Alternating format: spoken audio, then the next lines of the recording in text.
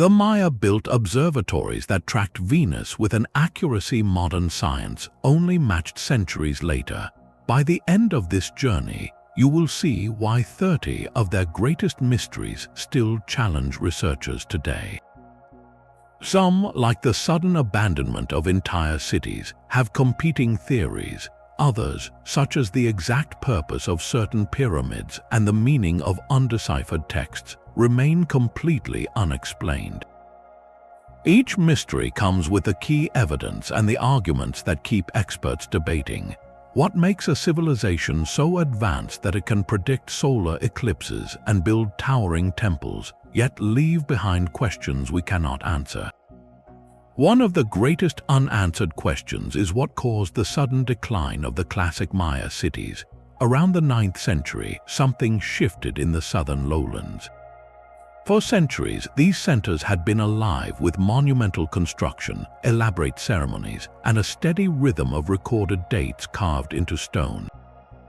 Then, gradually, the work stopped. New buildings were left unfinished. The dates on monuments grew sparse and eventually vanished altogether. Population levels dropped dramatically, and whole regions became quiet.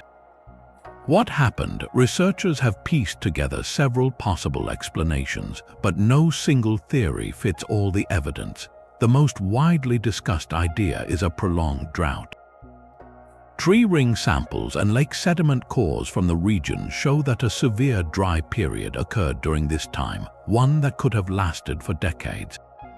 Without reliable rainfall, the complex systems of reservoirs and canals that supported large cities would have failed. Crop yields would have dropped, and the ability to feed a dense population would have become impossible. But drought alone may not tell the whole story. Another factor is environmental degradation. The Maya modified their landscape heavily, clearing forests for farmland and burning limestone to produce plaster for their grand buildings. Over centuries, this may have worn out the soil and reduced the land's ability to recover from dry spells. In a sense, the civilization's own success may have made it more vulnerable to environmental shifts. Internal conflict also plays a role in the theories.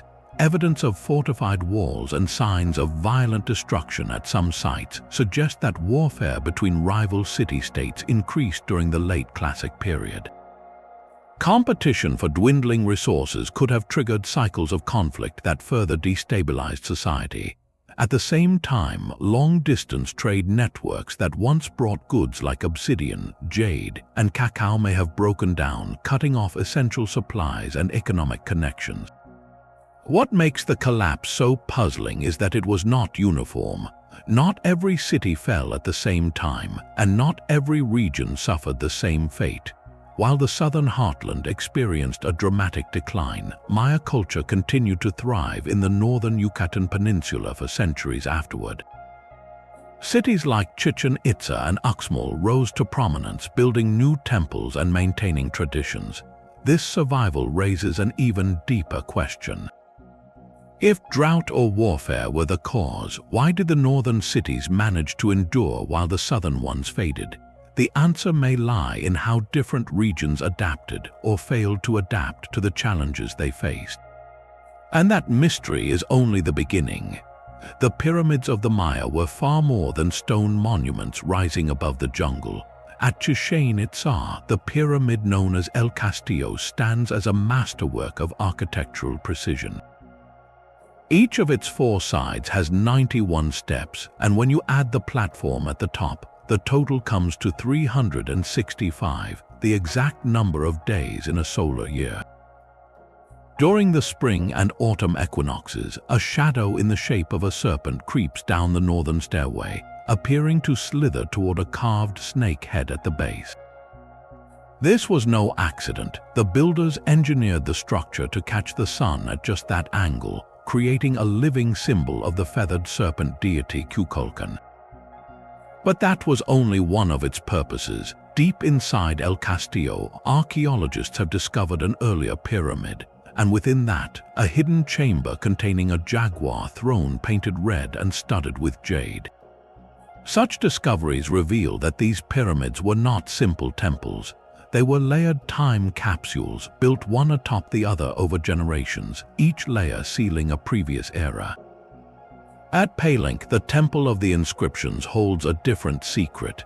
In 1952, a hidden staircase was found leading down into the heart of the pyramid, where a massive stone sarcophagus lay beneath a carved lid.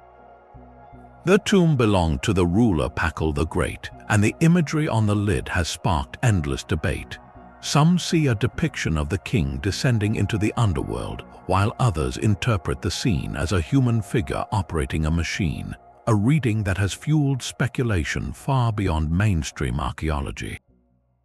Regardless of interpretation, the find confirmed what many had suspected, that these pyramids served as royal burial places, ceremonial stages, and cosmic observatories all at once.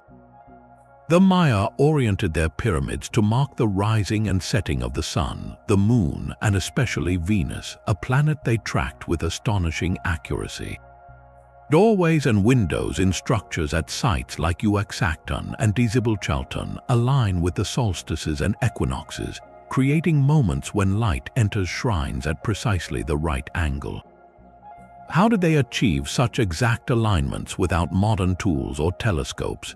They used simple sight lines, carefully placed markers, and centuries of patient observation, passing knowledge down through generations of astronomer priests. Yet the full ritual significance behind these alignments remains debated.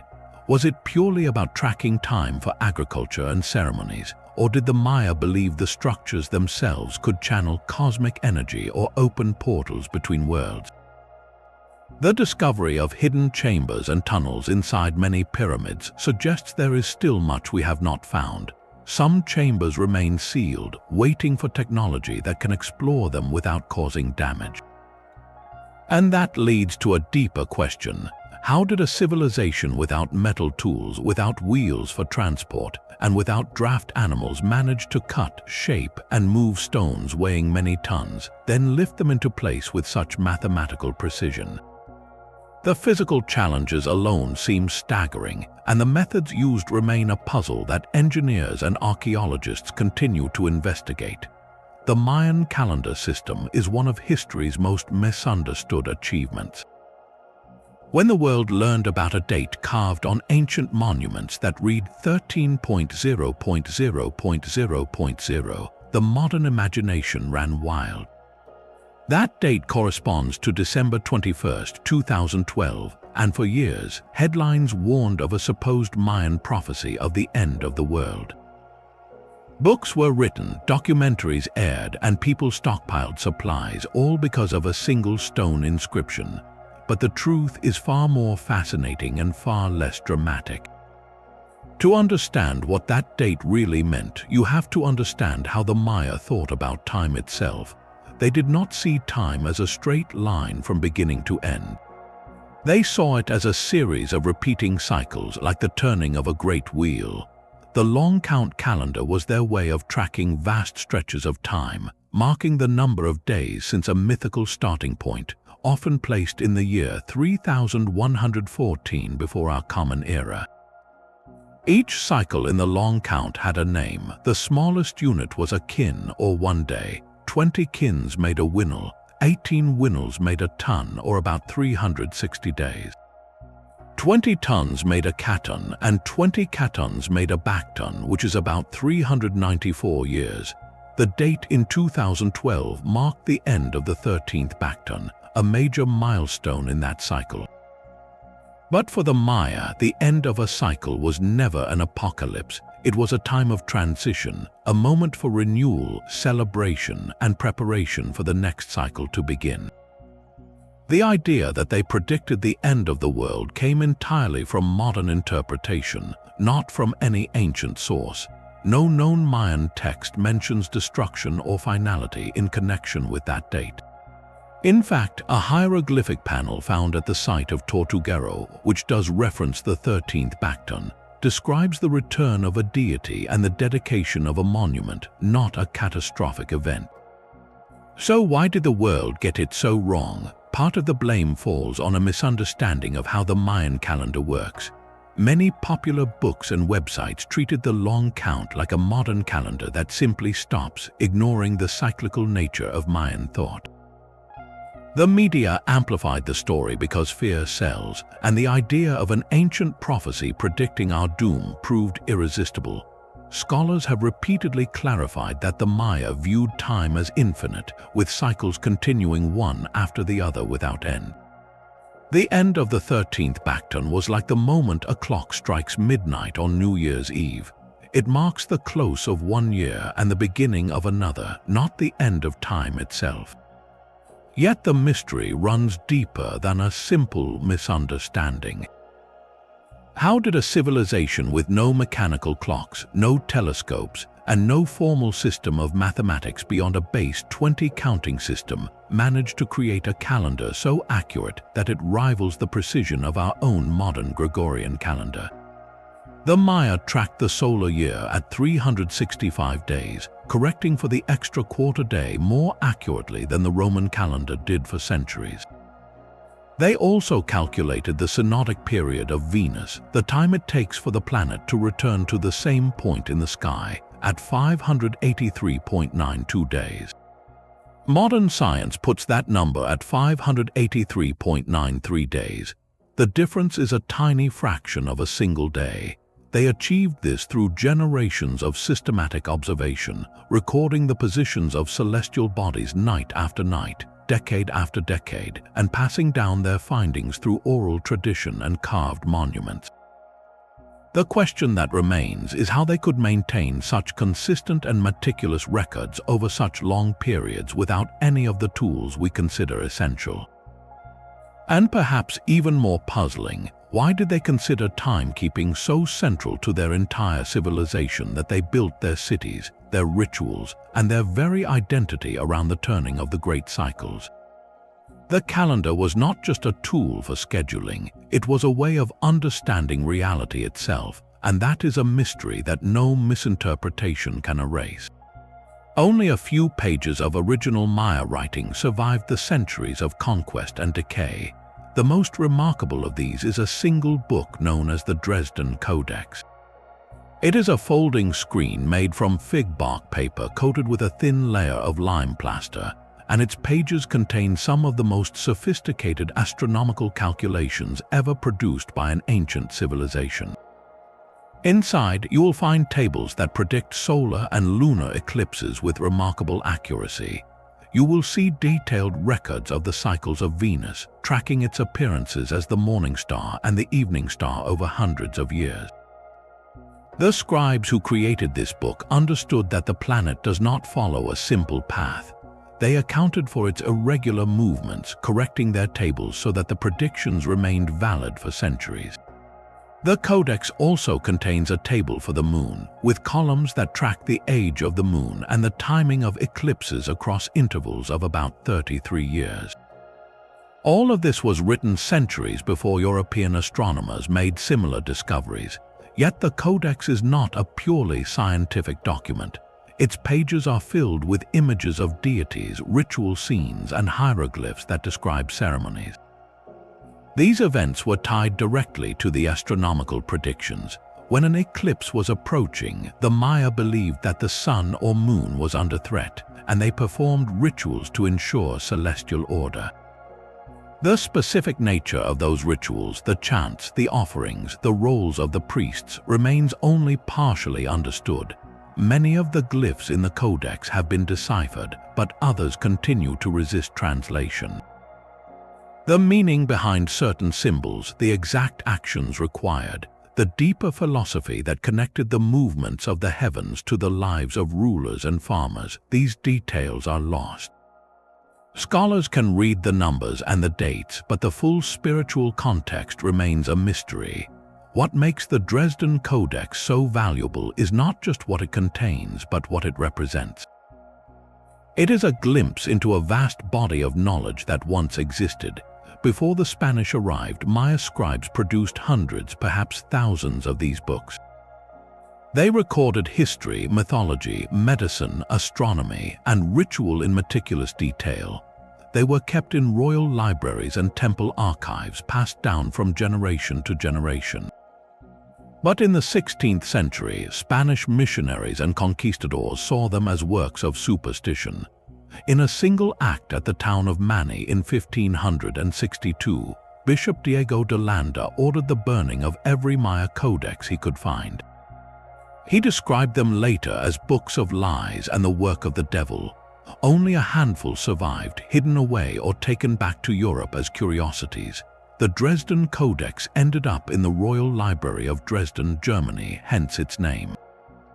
3 other codices exist today, each incomplete and damaged. The Madrid Codex, the Paris Codex, and the Grolier Codex survive, but together they represent only a fraction of what was lost. Think about what that loss means. The Maya had a written tradition that spanned more than 1,000 years. Their hieroglyphic script could express abstract ideas, record historical events, and capture the precise language of poetry and prayer. The codices that were destroyed likely contained information about their medicine, their legal systems, their philosophical beliefs, and their detailed knowledge of the natural world. Today, researchers can only guess at the full scope of that knowledge. Each new discovery, a fragment of pottery with a few glyphs, a carved monument found in the jungle, adds a small piece to the puzzle. But the gaps remain enormous. The Dresden Codex stands as a survivor, a book that carries the voice of a lost world.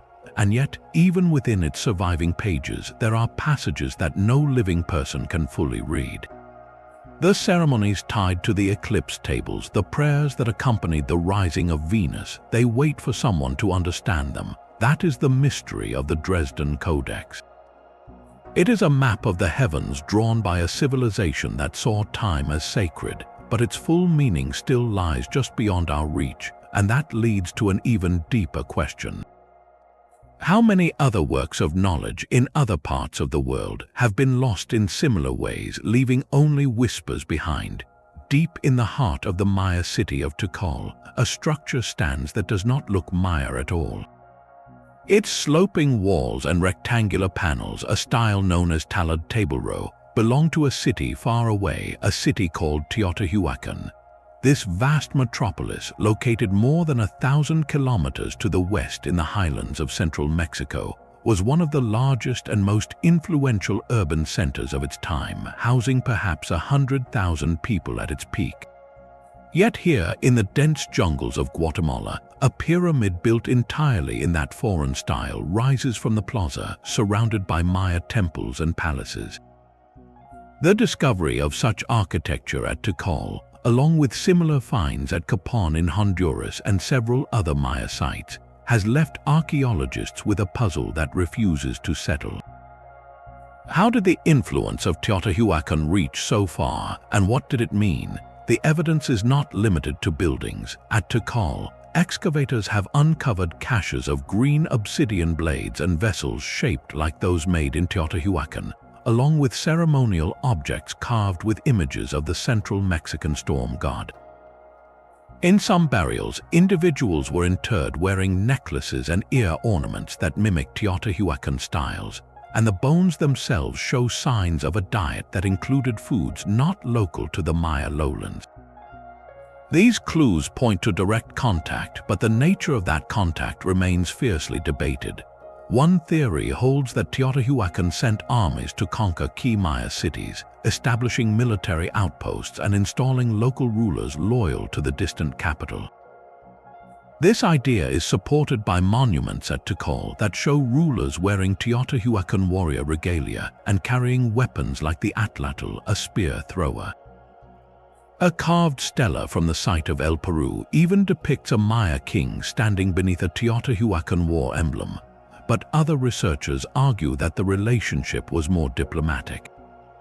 They point to evidence of trade networks that carried obsidian, cacao, and salt across hundreds of miles. In this view, the foreign architecture and artifacts reflect an alliance between elites, a kind of cultural exchange where ideas and luxury goods flowed alongside political ties. A third theory suggests something softer still, a spread of religious or ideological influence. Teotihuacan was a deeply spiritual city, home to massive pyramids dedicated to the sun and moon, and its rituals may have been adopted by Maya rulers seeking to legitimize their power by connecting to a revered foreign tradition. The presence of Teotihuacan-style incense burners and figurines in Maya temples hints at shared ceremonial practices, yet none of these explanations fully accounts for all the evidence. What makes the mystery even more frustrating is that Teotihuacan itself left behind no clear written records. The people of that city used a writing system, but it has never been fully deciphered.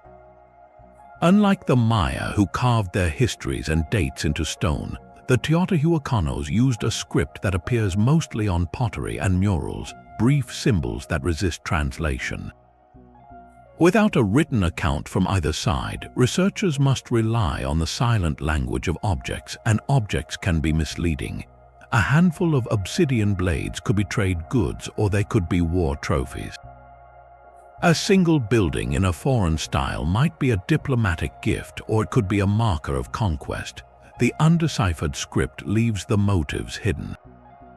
And there is another twist to this story. Just as Teotihuacan left its mark on the Maya world, evidence has emerged that Maya traders and travelers may have journeyed to Teotihuacan itself. Excavations in the residential compounds of that central Mexican city have uncovered Maya-style pottery, jade adornments, and even a mural depicting figures in Maya dress. The two cultures were not simply influencing one in a single direction. They were part of a larger web of interaction that stretched across Mesoamerica. But the full shape of that web, the alliances, the rivalries, the exchange of knowledge, remains hidden in the silence of an undeciphered script and the scattered fragments of a lost conversation. The Maya never vanished. That idea is one of the most persistent myths about this ancient civilization. Walk through the highlands of Chiapas today or the villages of the Yucatan Peninsula, and you will meet people who speak Mayan languages, cook traditional foods, and observe ceremonies that trace back centuries before European contact.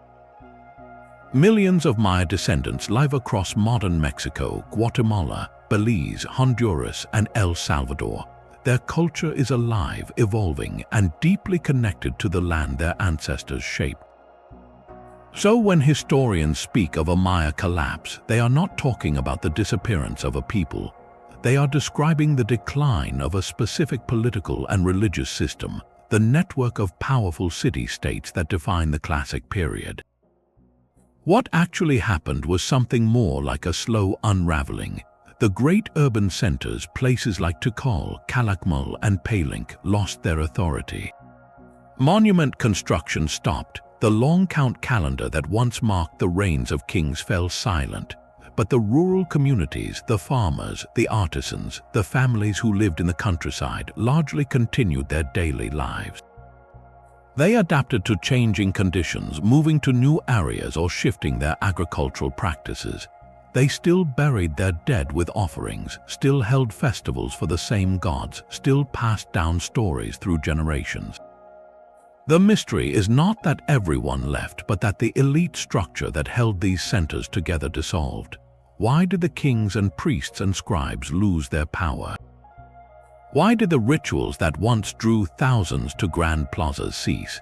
The evidence points to a combination of environmental stress, resource depletion, and shifting trade routes that weakened the authority of rulers. But the exact mechanism remains unclear. What is certain is that the Maya people themselves did not disappear. They simply reorganized, fragmented into smaller communities, and continued a way of life that had always existed alongside the great cities. That distinction transforms how we understand the whole idea of collapse. It was not an ending, it was a transformation, and that transformation left behind a landscape full of empty temples and silent plazas, each one holding its own story of why a particular city was abandoned. That leads us to a more focused question, one that takes us to the ruins of specific places like Tikal, where the jungle has swallowed entire pyramids, and to Copán, where the last king carved his name on a monument and then vanished from history. The sound of a rubber ball bouncing off stone walls once echoed through every major Maya city. Archaeologists have found more than 1,500 ball courts across the Maya region, ranging from small neighborhood courts to massive ceremonial playing fields nearly 100 meters long. These courts were not casual sports arenas. They were sacred spaces carefully built according to specific dimensions and orientations, often placed near temples and palaces. The eye-shaped playing field with its sloping side walls and stone rings set high above the ground created a stage for something far more significant than a game. Carved stone markers found at sites like Copán and Chichén Itzá show players in elaborate headdresses and protective gear, kneeling or striking poses that suggest ritualized movements. Some of these markers include hieroglyphic texts that name the players and record the date of the match, but the meaning of the scenes goes beyond simple competition. Many images depict a player holding a blade in one hand and a severed head in the other, or show a figure kneeling while another stands above with a weapon. These carvings make it clear that the ball game could end in a ritual that involved the loss of a life. The question that divides scholars is whose life was taken. Some interpretations suggest that the losing team or its captain was the one offered, while other evidence points to the winning team performing the act as an honor. The Popol Vuh, the sacred book of the Maya, tells a story that may hold the key. In that ancient narrative, the hero twins Hunahpu and Palenque descend into the underworld to challenge the lords of Xibalba. They play the ball game there, facing trials and tricks, and ultimately defeat the death gods through cleverness and sacrifice. The game becomes a battle between life and death, light and darkness. When the twins triumph, they rise into the sky as the sun and the moon. That mythic framework gives the ball game a cosmic dimension. Every court became a symbolic gateway to the underworld. Every match reenacted the eternal struggle between opposing forces. The physical movements of the players, bouncing the heavy rubber ball with their hips, knees, and elbows, mirrored the motion of celestial bodies. The ball itself may have represented the sun or the moon, bouncing back and forth between realms. The stone rings set high on the walls were difficult targets, and scoring by passing the ball through one was rare and deeply meaningful, perhaps symbolizing the passage of a soul between worlds. Yet for all the imagery and the myths, the actual rules of the game remain a mystery. No written rulebook survives. The exact number of players, the scoring system, the duration of play, and the specific actions that triggered a ritual conclusion are all unknown. The courts vary in size and shape, suggesting that different regions or time periods had their own versions. Some courts have 10 stone markers, others have 4. The ball itself was made of solid rubber, weighing as much as 4 kilograms. Getting hit by one must have been painful, even through the protective gear players wore. The game was dangerous, but the danger was part of its meaning. The ball courts at Chichén Itzá are among the most famous. The Great Ball Court there measures over 90 meters long and 30 meters wide, one of the largest in Mesoamerica. Carved panels on the walls show scenes of players being decapitated, with blood flowing from the neck and transforming into serpents or plants. These images are not simple records of violence. They connect the act to fertility and regeneration, death giving way to new life. The maize god in Maya mythology dies and is reborn, and the ball game may have reenacted that cycle. The player who lost his life was not a victim. He was a participant in a sacred drama, a messenger between worlds. The discovery of buried offerings beneath ball courts, including ceramic vessels, jade beads, and human remains, supports the idea that these spaces were consecrated through deliberate acts.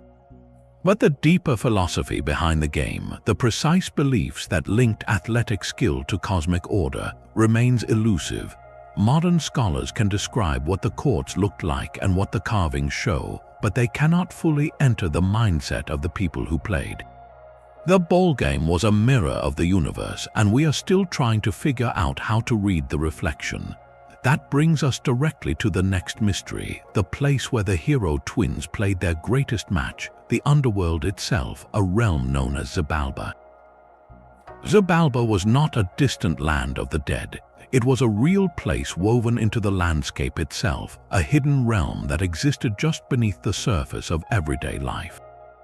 The Maya believed that the underworld had 9 levels, each one deeper and more dangerous than the last, ruled by a pair of death gods known as Hun Came and Vukub Came, whose names mean 1 death and 7 death. These lords presided over a domain of trials, darkness, and rivers of scorpions and blood. The Popol Vuh describes this underworld in vivid detail, a place where the hero twins had to survive a series of cunning tests, from a house of darkness to a house of knives, before they could outwit the death gods and ascend to the sky. But for the Maya, Xibalba was not only a myth. It was physically present in the caves and cenotes that pockmark the limestone landscape of the Yucatan Peninsula. A cenote is a natural sinkhole formed when the limestone bedrock collapses, revealing a pool of groundwater below. To the Maya, these dark, watery openings were portals, gateways through which the living could communicate with the underworld. That belief is confirmed by what archaeologists have found inside them. Deep within the caves and cenotes of sites like Chichén Itzá and the Yucatan, teams have discovered carefully placed offerings, ceramic vessels, jade beads, obsidian blades, and other objects that were left over centuries. In some cases, human remains have also been recovered from these underwater chambers. Research suggests these were not haphazard deposits. They were intentional acts, likely part of rituals seeking rain, fertility, or divine favor. The exact nature of those ceremonies, which gods were invoked, what words were spoken, what the participants believed would happen, remains only partially understood. The Maya cosmology mapped the underworld onto the physical geography in a way that is still being pieced together. Certain caves are aligned with solstices or with the position of Venus, hinting at a system that connected celestial movements to the underworld. The Popol Vuh describes a ball court at the entrance to Xibalba, and some real ball courts in Maya cities are built directly above or adjacent to caves, suggesting that the boundary between worlds was thin and deliberate. The mystery deepens when you consider that the Maya had no single fixed map of the underworld. Different cities, different time periods, and different texts describe varying levels and routes. The Popol Vuh itself is a post-conquest compilation of older traditions, and scholars debate how much of it reflects classic Maya beliefs versus later additions. So the question becomes, how did the Maya perceive the underworld in relation to their everyday landscape? Was every cave an entrance, or only specific ones? Was the journey to Xibalba a literal one, or one that took place in the spirit world through ritual trance? The offerings found in the depths speak to a people who believed that the boundary between life and death was porous, that the gods could be reached through the dark waters below. And yet the full theology, the detailed map that guided priests to the right cave on the right day, is lost. The underworld remains a mystery that lies just beneath our feet. For centuries, the carved stones of the Maya stood silent, their intricate symbols resisting every attempt at translation. The first European explorers who stumbled upon these monuments assumed the glyphs were simple picture writing, each symbol representing a single idea or object. They could not have been more wrong. It took the painstaking work of a brilliant Soviet linguist named Yuri Norizov to crack the code, and even he faced decades of ridicule before his ideas were accepted. In the 1950s, Norizov proposed that Maya writing was a mixed system, combining logograms, symbols that represent whole words, with phonetic signs that represent syllables. He proved his point by deciphering a sequence of glyphs as the name of the Maya ruler known as Lord of the Fire and a series of dates that matched known events. His breakthrough opened the door to understanding a vast library of inscriptions carved on monuments, painted on pottery, and written in the few surviving codices. Today, scholars can read about 90% of the glyphs found in calendrical and astronomical contexts. They can identify the names of kings and queens, the dates of battles and ceremonies, and the dynastic histories of major cities. But the remaining 10%, particularly in passages that describe mythology, religion, and rituals, remain stubbornly opaque. The challenge lies in the nature of the script itself. Maya hieroglyphs combine phonetic and logographic elements in ways that can shift depending on context. A single sign might represent a syllable in one sentence and a full word in another, or it might serve as a determinative, a clue that tells the reader how to interpret the signs around it. This flexibility made the script elegant for those who knew it, but it creates a puzzle for modern decipherers. Compound signs where two or more glyphs merge into a single block are especially tricky, as are the many regional variations.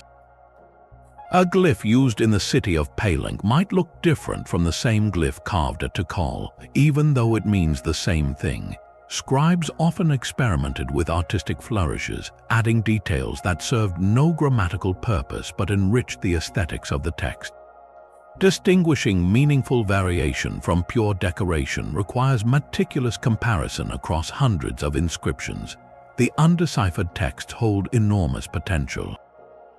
They likely contain the names of gods and goddesses whose roles are only hinted at in surviving myths.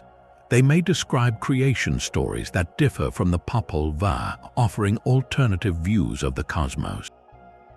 They could record the details of rituals that were performed at specific sacred places, explaining why certain caves or pyramids were chosen for ceremonies.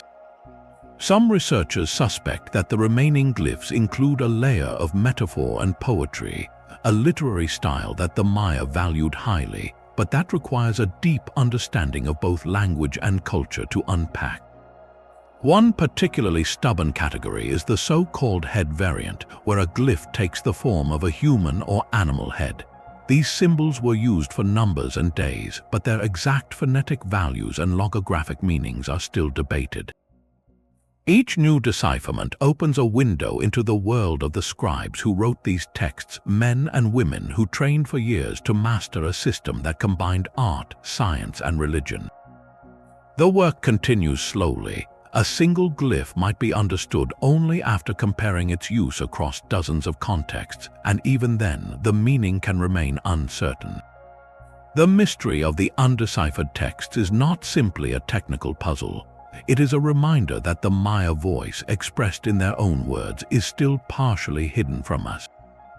Every time a scholar announces the decipherment of a new glyph, it is like recovering a lost letter from the past. The message might be a king boasting of his victory, a priest calling for a sacrifice, or a poet describing the flight of a quetzal bird. Each recovered syllable brings us closer to understanding how the people of this great civilization saw themselves and their place in the universe. What secrets do those final, stubborn glyphs hold? They contain the missing pieces of a story that has waited more than 1,000 years to be told. The Maya predicted a solar eclipse in the year 755 with pinpoint accuracy. They knew exactly when the moon would pass between the Earth and the Sun, darkening the sky in the middle of a bright afternoon.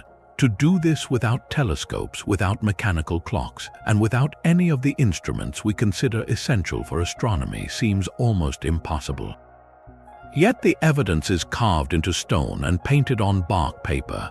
The Dresden Codex contains an eclipse table that covers 33 years, tracking the moon's movement with such precision that it could forecast every solar and lunar eclipse within that window.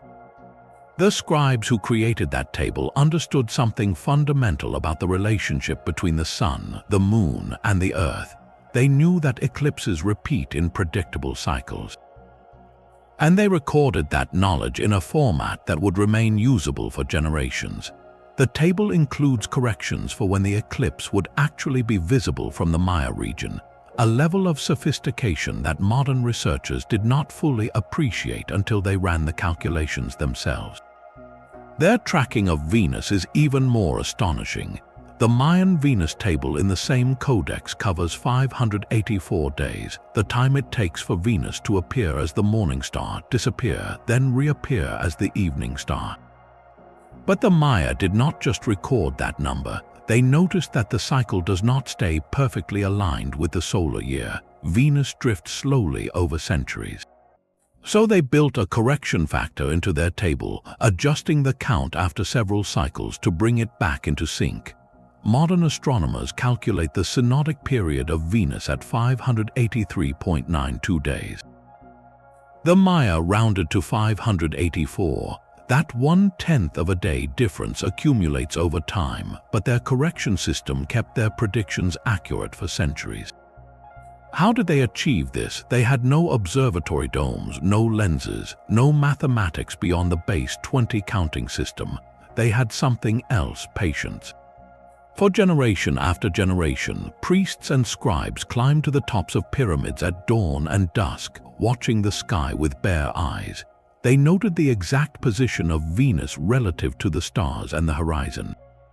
They recorded the interval between appearances. They compared notes across cities and across decades, building a dataset that grew over centuries. The method was slow, but it was systematic.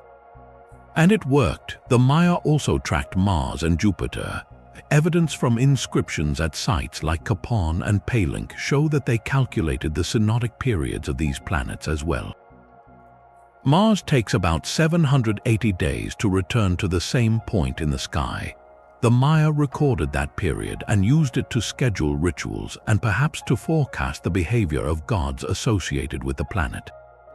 Jupiter's cycle of about 399 days also appears in their records, but the Moon was the most important celestial body after the Sun and Venus. The Maya had a lunar calendar that ran alongside the solar hub and the sacred Tzolk'in. They identified the age of the Moon on any given date and used that information to predict which nights would be favorable for specific ceremonies. Inscriptions at Palenque include statements that the Moon was 28 days old at a certain event, a level of detail that suggests careful nightly observation. The architecture of Maya cities was part of this observation system. At Teotihuacan, a structure known as the Observatory or Group E was built around 200 years before our Common Era. From a designated point in the plaza, the rising sun appears exactly over one stone marker on the summer solstice and over another on the winter solstice. On the equinoxes, the sun rises directly over the central marker. This was not a temple meant for worship alone. It was a scientific instrument built from stone. At Chichén Itzá, the caracol was a round tower with narrow windows cut into its walls. The openings align with the northernmost and southernmost positions of Venus. They also align with the sunset on certain key dates. The caracol was a dedicated observatory, probably the first of its kind in the Americas. Inside, a narrow spiral staircase leads to a small room at the top, just large enough for one or two observers. From there, they could scan the horizon and mark the positions of planets and stars. The question that puzzles researchers is not whether the Maya made these observations. They clearly did. The question is how they managed the mathematics. The long count calendar required them to multiply and divide large numbers, often into the millions. The Dresden Codex eclipse table involves numbers like 1,366,560 days. Writing such numbers in the base 20 system, using dots and bars, required a conceptual grasp of place value and zero. The Maya invented the concept of 0 centuries before any known civilization in the Old World, but they had no symbol for infinity and no algebraic notation. They did it all with manual counting and careful notation on bark paper. The mystery deepens when you consider whether they tracked other celestial events. Comets appear sporadically and unpredictably. A few carved monuments may show a comet with a tail, but the identification is disputed. Supernova, the violent explosions of stars, leave behind a brilliant point of light that can outshine Venus for months. In the year 1054, a supernova created the Crab Nebula. That event was recorded by Chinese astronomers and by Native American cultures in the southwestern United States. Did the Maya see it? Some scholars point to a glyph in the Dresden Codex that could represent a new star. Others argue that the Maya would have noticed such a striking phenomenon and would have recorded it somewhere. But no clear supernova record has been found in their surviving texts. That absence is itself a mystery. Were the few books we still have simply incomplete? Did the Maya see comets as meaningless or ill-omened and therefore not worthy of recording? Or did they track them in a separate tradition that was lost in the burnings? The night sky above the ancient Maya cities was dark and clear, filled with stars that are invisible from modern cities. Every night, the priests would have seen the slow drift of planets, the occasional streak of a meteor, and the rare flare of a comet. Their knowledge of these objects may be another skeleton key waiting to be discovered in an undeciphered text or an unexcavated tomb. The story of their astronomy is far from finished. It is a story written in light and shadow, and we have only begun to read it. Few objects have sparked as much debate as the sarcophagus lid of Pakal. Discovered in 1952 beneath the Temple of the Inscriptions at Palenque, this massive carved stone slab covers the resting place of Chichén Itzá and Palenque, one of the most powerful rulers of the Maya world. The lid itself is a dense tapestry of iconography. At its center, Pakal appears in a reclining pose surrounded by intricate symbols.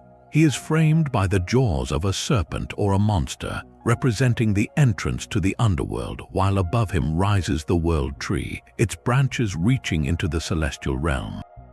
Around the edges, glyphs and figures depict the sun, the moon, and various deities associated with the cycle of life, death, and rebirth. The scene is widely interpreted by scholars as a depiction of Pakal's descent into the underworld after his passing, where he is reborn as the maize god, emerging from the earth into the sky. This fits with Maya beliefs about the journey of the soul and the renewal of life, but the lid has also attracted a very different kind of attention. In the 1960s, a Swiss writer named Erich von Däniken popularized the idea that the carving shows Pakal sitting inside a rocket ship, complete with exhaust flames and control panels. This interpretation, now widely dismissed by archaeologists, relies on a modern, mechanical reading of ancient symbols. The so-called rocket ship is actually the mouth of the underworld, and the flames are the stylized branches of the cosmic tree. The pseudo-archaeological theory remains popular in some circles, but it tells us more about our own fascination with technology than about Maya beliefs. The legitimate scholarly debate focuses on the exact meaning of the scene's components. Is Pakal being reborn immediately, or is he undergoing a trial in the underworld? Why is the world tree shown with a bird perched at its top, and what does that bird represent? These questions are genuine and unresolved. They point to a deeper mystery about Pakal's own reign. He ruled Palenque for nearly 70 years, from 615 to 683, a period of remarkable construction and stability. He commissioned the Temple of the Inscriptions as his own memorial, ensuring that his story would be told for generations. Yet after his death, Palenque continued to flourish for a time, only to decline within a few centuries. Why did such a powerful city, led by a king who planned his own legacy so carefully, eventually fall silent? The lid of his sarcophagus, with its layers of meaning, remains a gateway into that unanswered question. Inside Temple Roman 13 at Palenque, just steps away from Pakal's own resting place, excavators made a discovery that raised as many questions as it answered. In 1994, they opened a tomb that held the remains of a high-status woman, her body and all the objects around her coated in a vivid red powder. The pigment was cinnabar, a mineral that the Maya associated with life force and regeneration. The sight must have been breathtaking, a crimson chamber glowing with color after more than 1,000 years of darkness. The woman was laid out on a stone slab, surrounded by jade ornaments, ceramic vessels, and a mask that once covered her face. The red color had preserved the outlines of her burial, but it could not supply the one thing researchers desperately wanted: her name. No hieroglyphic inscription in the tomb clearly identifies her. The nearby Temple of the Inscriptions holds Pakal's story in carved stone, but Temple Roman 13 remains silent. Scholars have proposed several possibilities. She could be Pakal's wife, a woman named Tiziokbu Ahau, whose name appears in other texts at Palenque, or she might be his mother, Ixakkayuk, who ruled as regent before Pakal came to power. A third theory suggests she could be a daughter or another female relative whose role was important enough to receive a tomb of this scale, yet not important enough to be named in the surviving records. The lack of a clear attribution makes the Red Queen a puzzle of identity. The cinnabar itself adds another layer. This mineral was not common. It had to be mined from distant sources and ground into a fine powder. The Maya believed red was the color of blood, and blood was the substance that linked the human world to the divine. Covering the body in cinnabar may have been a way to transform the deceased into a sacred being, a living presence in the underworld. It could also have been a method of preservation, though the actual effect was more symbolic than practical. The Red Queen's burial was not unique. Other elite Maya tombs have been found with traces of cinnabar, but none with such a vivid and complete coating.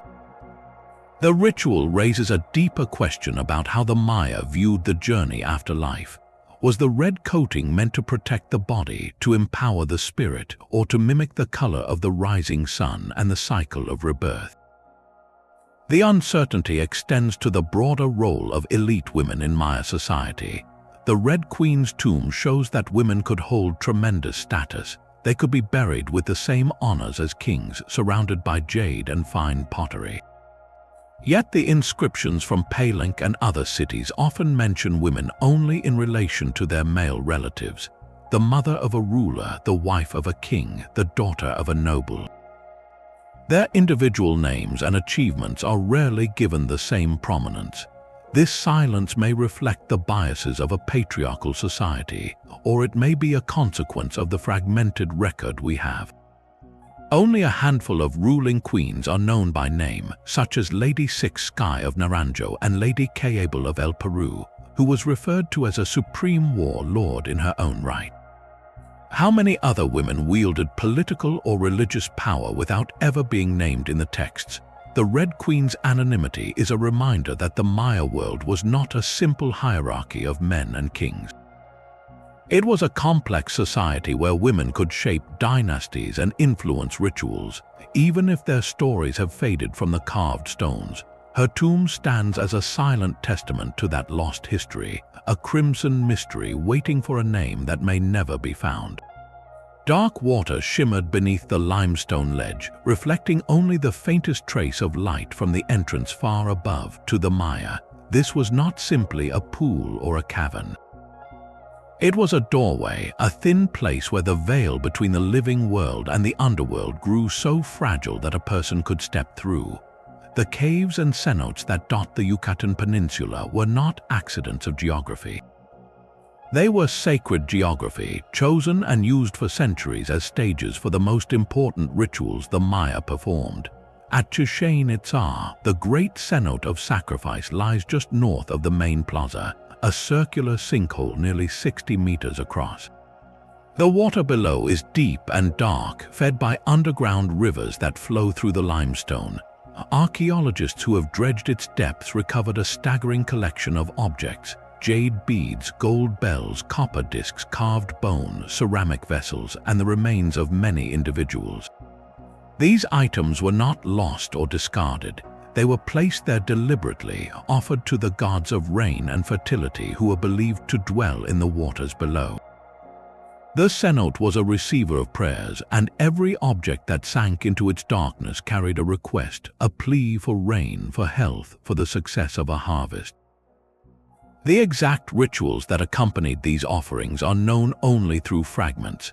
Spanish accounts written after the conquest describe ceremonies where young women were cast into the cenote at dawn, but those reports are heavily filtered through the lens of the writer's own beliefs and prejudices. Modern excavations have found the bones of men, women, and children, but the numbers are small and the contexts mixed. What is clear is that the Maya treated the cenote as a living entity, a mouth of the underworld that required nourishment. Not far from Chichén Itzá lies the cave of Palenque, a vast underground chamber system that was sealed for centuries. When archaeologists reopened it in the 1950s, they found the passages exactly as the Maya had left them. Altars still stood with incense burners and ritual vessels in place. Stalactites had been intentionally snapped and arranged to form ceremonial pathways. In the deepest chamber, a natural stone column had been carved into a representation of the rain god Chok, his face peering out from the rock. Offerings of maize, beans, and small ceramic figures were scattered around the base. What made Palenque so remarkable was the preservation. The cave had been walled up and forgotten, protecting its contents from looters and the elements. Inside, researchers could see the ash from fires that had burned centuries before, the soot still darkening the ceiling. They could reconstruct the movements of priests who had walked those narrow tunnels in complete darkness, guided only by torchlight and memory. Yet even here, the full meaning of the rituals remains elusive. Why were certain stalactites broken and not others? Why were some chambers filled with offerings while others were left empty? The Maya left no written guide to their cave ceremonies. The only clues are the objects themselves and their positions. Looting has stolen many of those clues. Across the Maya region, caves and cenotes have been plundered for centuries, their treasures sold on the black market. Archaeologists estimate that more than 90% of Maya cave sites have been disturbed or emptied. The loss is incalculable. Each looted cave is a library of ritual knowledge that can never be read. Even the sites that remain protected are only partially explored. Many caves extend for kilometers underground with passages that have never been mapped. New chambers are still being discovered, sometimes containing altars and offerings that have sat undisturbed since the last Maya priest walked out.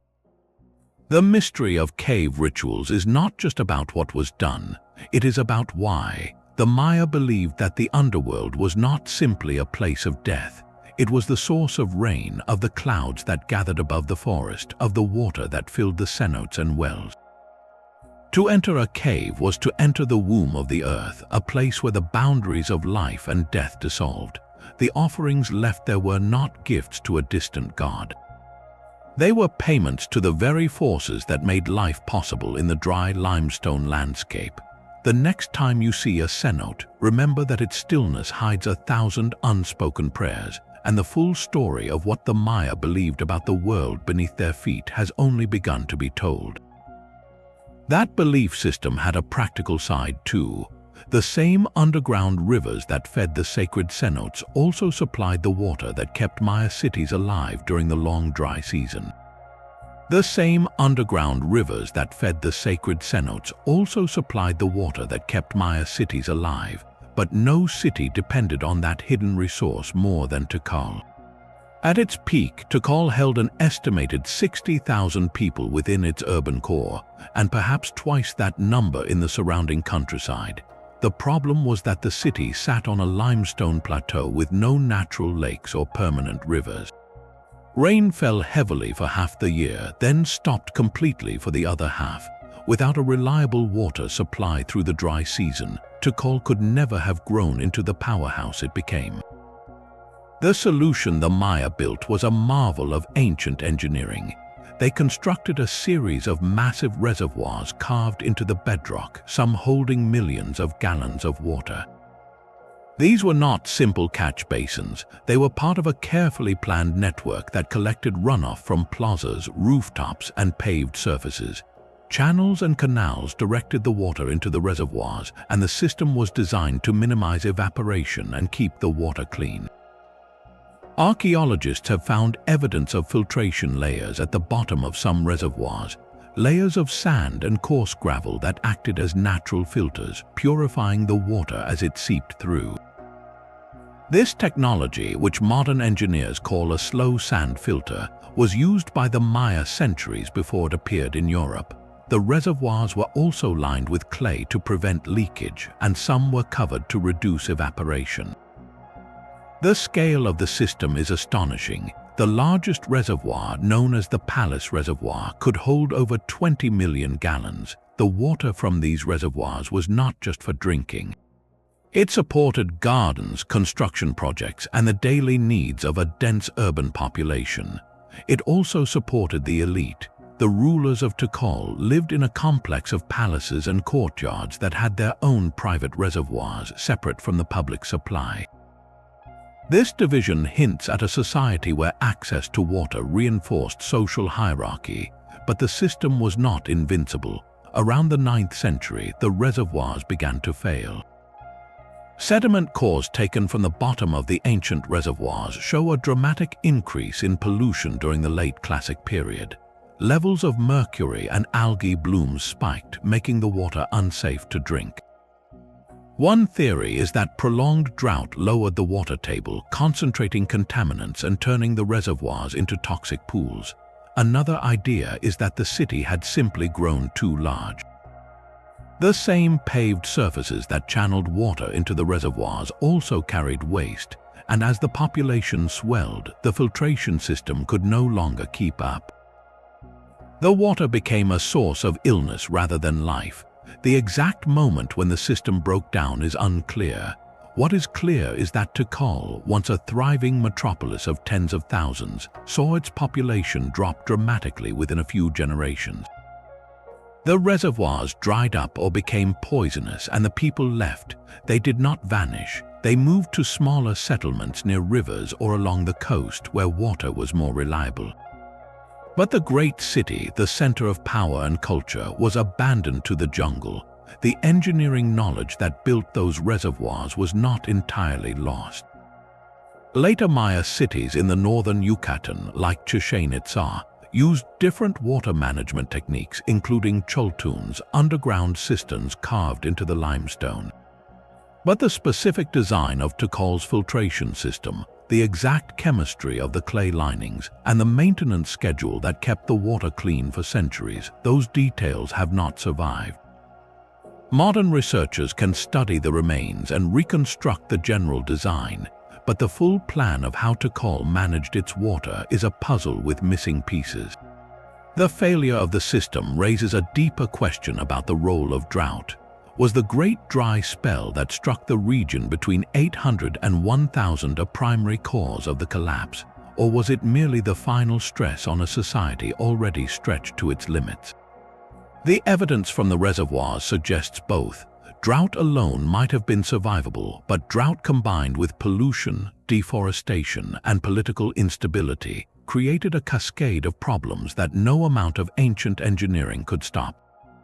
The water that once sustained Tikal became its silent enemy, and the city that mastered the rain eventually surrendered to the sky. Lidar technology peeled back the jungle canopy and revealed something no one expected. In the state of Tabasco, near the border with Guatemala, a vast artificial plateau lay hidden under centuries of soil and vegetation.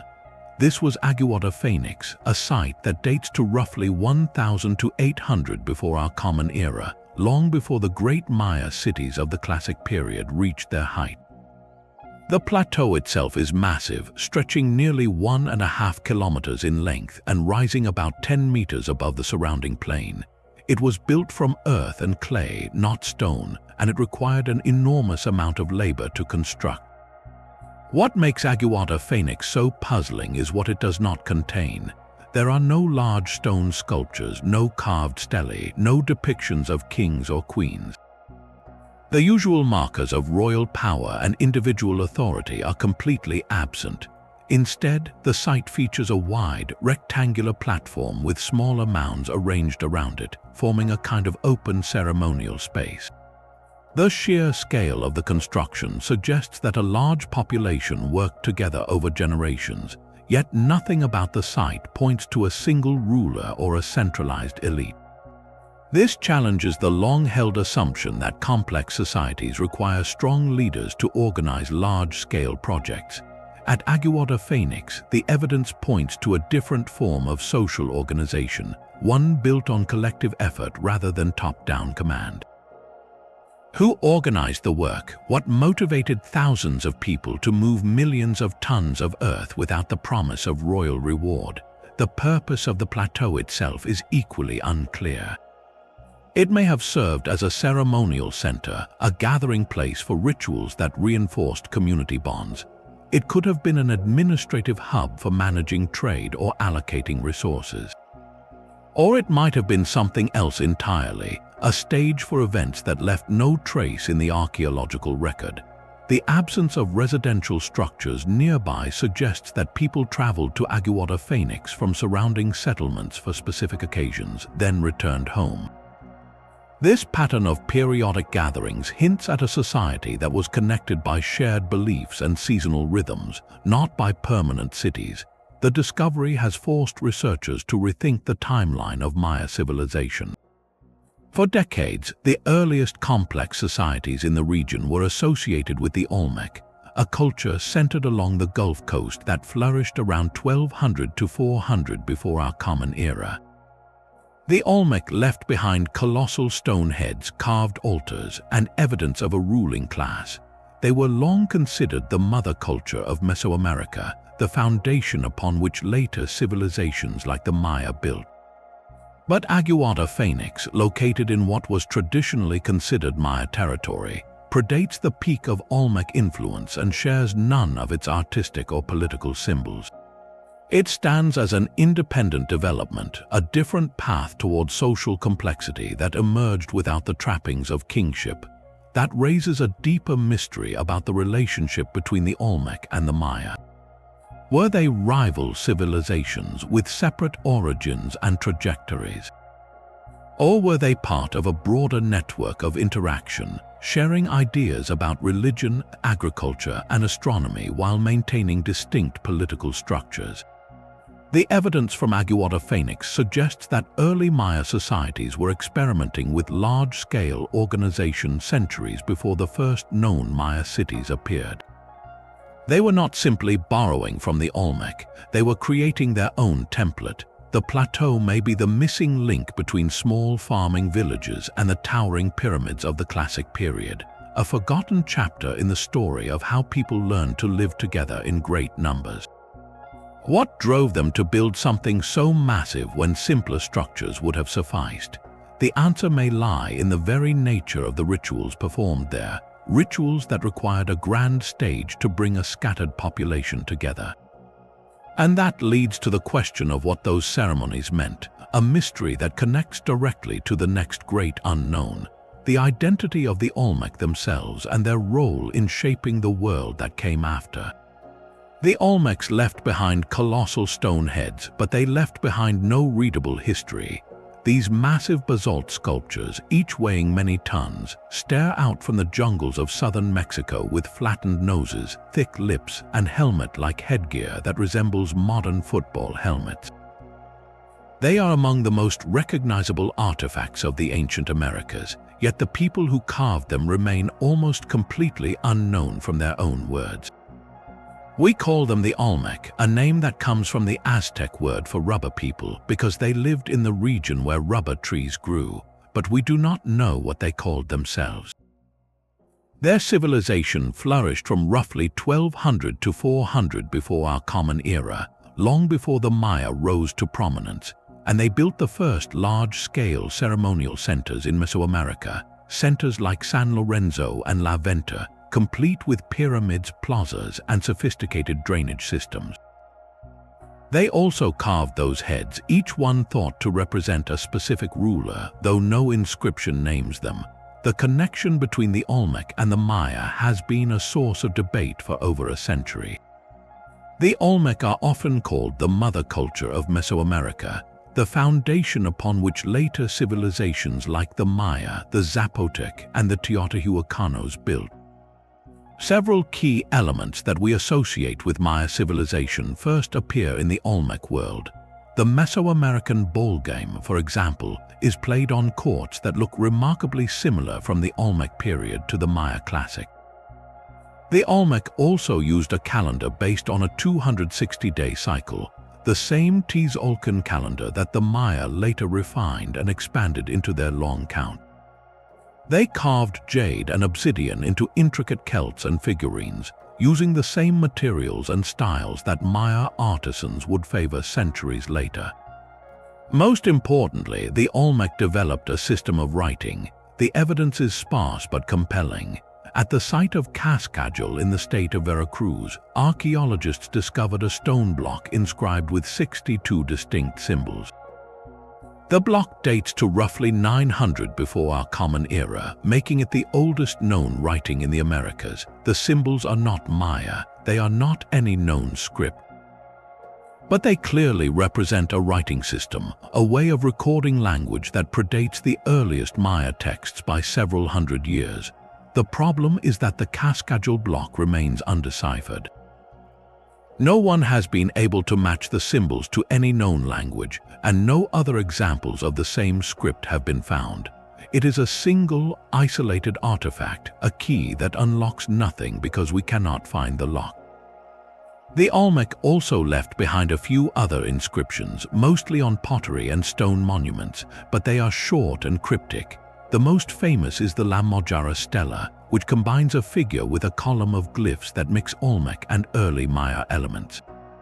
Some scholars have proposed partial decipherments, reading dates and names, but the system is too inconsistent and too poorly understood to provide a reliable translation.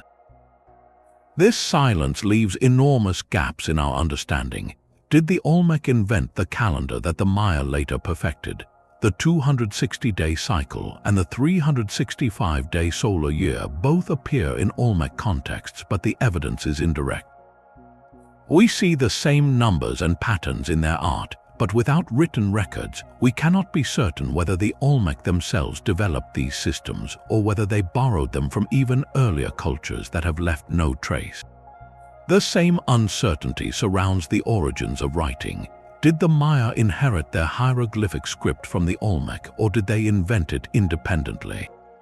Early Maya texts, like the ones found at San Bartolo dating to roughly 300 before our Common Era, are already sophisticated and fully formed.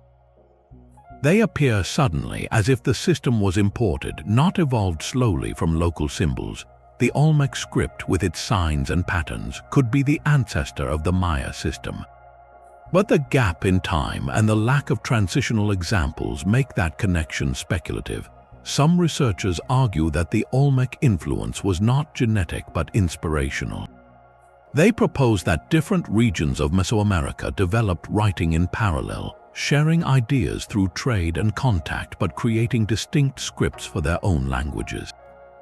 The Olmec may have been the first to hit upon the idea of using symbols for language, but the Maya took that idea and transformed it into something uniquely their own. Without readable Olmec texts, we are left with only the physical objects, the carved heads, the jade masks, the stone altars. These objects tell us that the Olmec were master sculptors, that they valued certain materials and forms, that they had a complex cosmology. But they cannot tell us their own story. They cannot reveal the names of their gods, the details of their rituals, or the political events that shaped their world. That silence is the greatest mystery of the Olmec, and it forces us to ask a deeper question about the Maya themselves. When the first Maya scribes carved their earliest texts on stone and bark, what traditions were they drawing on? Were they continuing a practice that had already been alive for 1,000 years, or were they starting something entirely new? The earliest known Maya writing, found on a small jade plaque from the site of Tikal and dated to roughly 300 before our Common Era, contains only a few glyphs. They spell out the name of a ruler, but the context is lost. The step from that isolated inscription to the elaborate, full-page narratives of the classic period remains a blank space in the historical record. And that blank space begins with the Olmec, the mother culture whose voice we cannot hear. The search for the first Maya scribe leads into an even deeper puzzle. In 2001, excavators working at the site of San Bartolo in northern Guatemala made a discovery that rewrote the timeline of Maya writing. Behind layers of stone and plaster, they found a small room with walls covered in brightly painted murals. The scene showed the maize god receiving offerings and a king being crowned. But what stunned researchers most were the black glyphs painted alongside the figures. These were not primitive symbols or simple pictures. They were a full writing system, complete with phonetic signs and grammatical structure. The murals dated to roughly 300 years before our Common Era. That made them the oldest known example of Maya writing by centuries, and here is where the mystery deepens. The script at San Bartolo is already sophisticated. It is not a crude first attempt. It uses the same principles of combining logograms and syllabic signs that scribes would employ 1,000 years later. This suggests that Maya writing did not begin at San Bartolo. It must have evolved somewhere else at an earlier time, in a place that has not yet been found.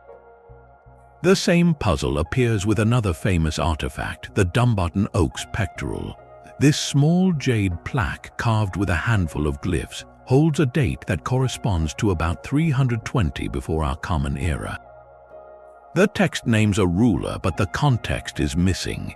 It is a fragment of a larger story that has been lost. Some scholars argue that the origins of Maya writing lie not within the Maya region itself, but with their neighbors to the west.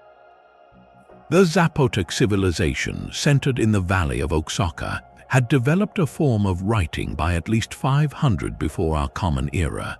Their glyphs appear on stone monuments at the site of Monte Alban, recording conquests and calendar dates. The Zapotec script is different from Maya writing, but the two systems share a common concept, using symbols to represent both sounds and ideas. Could the Maya have borrowed the idea of writing from the Zapotec and then developed their own version? Other researchers point even further back to the Olmec. The Cascajal block, with its 62 symbols from around 900 before our Common Era, represents the oldest known writing in the Americas.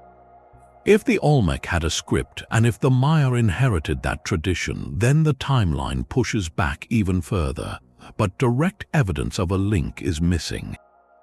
No Olmec text has been found that clearly leads into the Maya system. The gap between the Cascajal block and the San Bartolo murals spans 600 years, a silence filled only by scattered symbols on pottery and seals. The San Bartolo murals themselves add another layer of intrigue. The room where they were painted was not a temple or a palace. It was a small, hidden chamber, deliberately sealed by later construction. Whoever painted those walls did so with care and skill, using fine brushes and mineral pigments that have survived for over 2,000 years.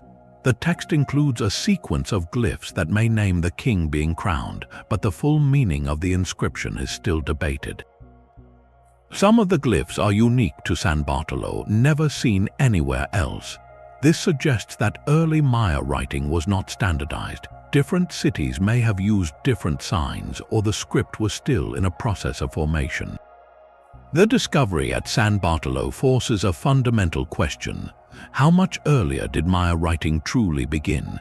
If the script was already fully developed by 300 before our Common Era, then the formative period must have stretched back another century or two at least, perhaps more. That formative period is invisible. No texts have been found from 500 before our Common Era or 600. The earliest examples appear suddenly, as if a curtain was lifted.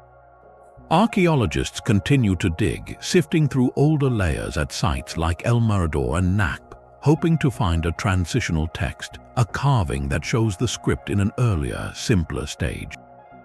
Every new excavation carries the potential to fill that gap. The origins of Maya writing are still being uncovered, one fragment at a time, and each fragment raises more questions than it answers. A different kind of fragment has puzzled scientists for decades, a blue pigment that refuses to fade. Across murals, pottery, and even human remains, the Maya used a color so vivid and so stable that it has survived centuries of tropical humidity, acidic soil, and direct sunlight. When archaeologists first uncovered these objects, they assumed the blue must have been a modern restoration. But tests confirmed it was original, and the mystery of how the Maya created it became one of the enduring puzzles of ancient chemistry. The pigment is now called Maya blue. It is not a simple mineral like azurite or a plant-based dye. It is a composite, a hybrid material that combines two very different substances. One is indigo, a deep blue dye extracted from the leaves of the indigofera plant. The other is a type of clay called palagorskite, a fibrous mineral that is rare in most of the world but relatively common in certain regions of the Yucatan Peninsula. When the Maya mixed indigo with palagorskite and applied it to a surface, something remarkable happened. The indigo molecules became trapped inside the microscopic channels of the clay. This physical bond was so strong that the color could not be removed by water, mild acids, or even abrasion.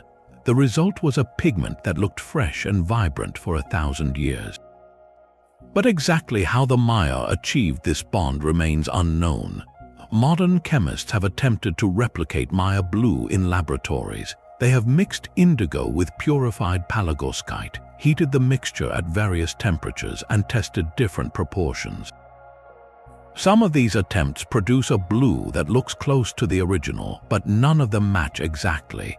The ancient version has a slightly different shade, a subtle luminosity that scientists cannot fully reproduce. The temperature and timing of the heating step seem to be critical. The Maya likely heated the mixture to around 150 degrees Celsius, but the duration, the source of heat, and any additives they used are still uncertain.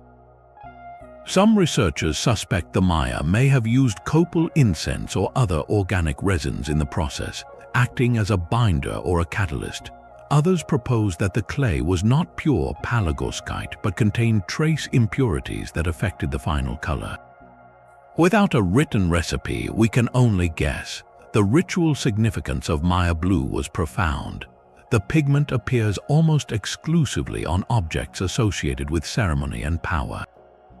It was used to paint the bodies of sacrificial victims, to decorate ceramic vessels that held offerings, and to highlight the costumes of rulers and gods in murals. At the site of Chichén Itzá, the famous cenote of sacrifice yielded objects coated in Maya blue, including jade and gold that had been thrown into the water as offerings. The color blue itself was sacred to the Maya. It represented the sky, water, and the ocean, elements connected to the rain god Chok. By using Maya blue in rituals, the Maya were literally painting their world with the color of the heavens, making a direct link between the earthly ceremony and the cosmic forces they sought to influence. The durability of the pigment also had a symbolic dimension. A color that never faded reflected the eternal nature of the gods and the enduring power of the rituals performed. The loss of the manufacturing process is a reminder of how much practical knowledge vanished along with the great cities. The Maya were not just artists and astronomers. They were chemists and materials scientists who understood how to manipulate natural substances at a molecular level. Their knowledge of clay chemistry, heat treatment, and organic dyes rivaled or exceeded anything in Europe at the time. And yet that knowledge was passed down through oral tradition and apprenticeship, never written down in a way that survived. When the last master of Maya blue died, the secret died with him. Today, the same color that once covered temples and sacrificial stones appears in museums around the world, still brilliant after all these centuries. It defies our best attempts to copy it, holding onto a secret that may never be fully uncovered. And that is only one example of the technological mastery the Maya left behind. The same civilization that created indestructible blue also developed a substance even more surprising, a rubber that was stronger, more elastic, and more durable than anything produced in the Old World for thousands of years. Metals also appear in the Maya story, but in a way that raises its own questions. For a long time, scholars believed the Maya had almost no metallurgy, that they were a Stone Age civilization that never worked metal on their own. That picture has changed dramatically in recent decades. Archaeologists have uncovered gold discs, copper bells, and even small tin and silver objects at sites across the Maya region. Some of these items were made from imported raw materials, but others show clear signs of local smelting. The Maya were not simply trading for finished goods. They were heating ore, casting molten metal, and shaping it into intricate forms. The gold discs from sites like Chichén Itzá are stunning examples. They were hammered thin and then embossed with detailed scenes of warriors, deities, and ritual processions. Some discs show what appears to be a ruler being presented with tribute, while others depict the ballgame or celestial symbols. These were not everyday items. They were ceremonial treasures used in the same sacred context as jade and Maya blue. The copper bells found at many sites were also more than simple ornaments. They were cast using the lost wax method, a technique that requires careful control of temperature and timing. The bells were likely worn by dancers or attached to ceremonial garments, their sound adding another layer to rituals. Yet despite this evidence, the Mayan never developed metal tools for everyday use. They did not make metal knives, axes, or hoes. They continued using stone blades, wooden digging sticks, and obsidian, even though the cultures of the Andes had been producing copper and bronze tools for centuries. This is the mystery. The Andes region, especially the area of modern Peru and Bolivia, had a rich metallurgical tradition that included bronze alloys strong enough to cut and shape stone. The Maya had contact with these cultures, as we know from trade goods like cacao and quetzal feathers that traveled south. So why did they not adopt metal tools? One theory points to the lack of local ore. The limestone bedrock of the Yucatan Peninsula contains almost no copper or tin. Gold and silver were even rarer. To work metal on a large scale, the Maya would have had to import raw materials from hundreds of miles away, a costly and uncertain supply. The Andes had abundant ore deposits, but the Maya region had to rely on long-distance trade. Another theory suggests a cultural preference. The Maya saw metal as a sacred material, not a practical one. Gold was associated with the sun and with divine power. Copper had a reddish color that evoked blood and life force. Using these materials for tools would have diminished their ritual significance. The Maya may have deliberately chosen to reserve metal for objects that connected the human world to the gods, leaving the mundane tasks of farming and construction to stone and wood. The evidence is mixed. We do not have a clear answer, only these competing explanations that each account for part of the puzzle. What we do know is that the metal objects that survive show remarkable craftsmanship. The gold discs from the cenote of sacrifice at Chichén Itzá, for example, were not only beautifully made but also carry iconography that blends Maya and Central Mexican styles, a hint of the far-reaching trade networks that brought these materials into Maya hands. And that brings us back to the question of how far these networks reached. The same routes that carried copper and gold also carried obsidian, jade, cacao, salt, and feathers. The Maya were at the center of a web of exchange that stretched from the highlands of Mexico to the lowlands of Honduras. The mystery of metallurgy is really a mystery of connection, a reminder that the Maya were not isolated. They were part of a larger world, and the full extent of that world is still being mapped. Obsidian from the highlands of Guatemala traveled more than 400 kilometers to reach the coastal cities of the Yucatan. The sharp black glass was not just a luxury, it was a necessity, the material of choice for blades that cut through flesh, wood, and stone with terrifying precision. Every Maya warrior carried an obsidian-tipped spear. Every priest used an obsidian blade for bloodletting rituals. Every farmer relied on obsidian scrapers to prepare food and hides. The trade in this volcanic glass was the backbone of the Maya economy, a network that moved goods across mountains, jungles, and rivers with astonishing efficiency. The routes were not random. They followed established paths that had been used for centuries, linking the major cities of the southern lowlands to the distant sources in the highlands. At the site of Tikal, archaeologists have found obsidian from at least 3 different sources: the El Chayal deposit near modern Guatemala City, the San Martin Gilotepec source further east, and the Pachuca source in central Mexico, over 1,000 kilometers away. Each source produced obsidian with a unique chemical signature, a fingerprint that allows researchers to trace the journey of every fragment. The presence of Pachuca obsidian, a distinctive green variety, at sites like Tikal and Copán shows that trade reached all the way to the great city of Teotihuacan, linking the Maya world to the central Mexican powerhouse. But obsidian was only one piece of the trade network. Jade was even more valuable. The Maya prized the deep green stone above almost everything else, carving it into beads, ear flares, pendants, and the masks that covered the faces of their greatest rulers. Jade did not occur naturally in the Maya lowlands. It came from a single source, the Motagua River Valley in Guatemala, where boulders of jadeite were quarried and shaped by specialists. The stone was then transported north, traded hand to hand across hundreds of miles, until it reached the workshops of Palenque, Tikal, and Chichén Itzá. The value of jade was not just aesthetic, it was symbolic. The color green represented water, life, and the precious maize that sustained the Maya. A jade bead was a piece of the cosmos, a gift from the gods that connected the wearer to the forces of nature. Cacao was equally sacred. The beans of the cacao tree were used not only to make a frothy, bitter drink enjoyed by elites, but also as currency. A single cacao bean could buy a small item at market. A bag of beans could purchase a slave or a piece of land. The cacao tree grew best in the humid lowlands of Tabasco and Chiapas, as well as along the Pacific coast of Guatemala and El Salvador. From these regions, cacao was transported north, often in large ceramic jars that protected the beans from moisture.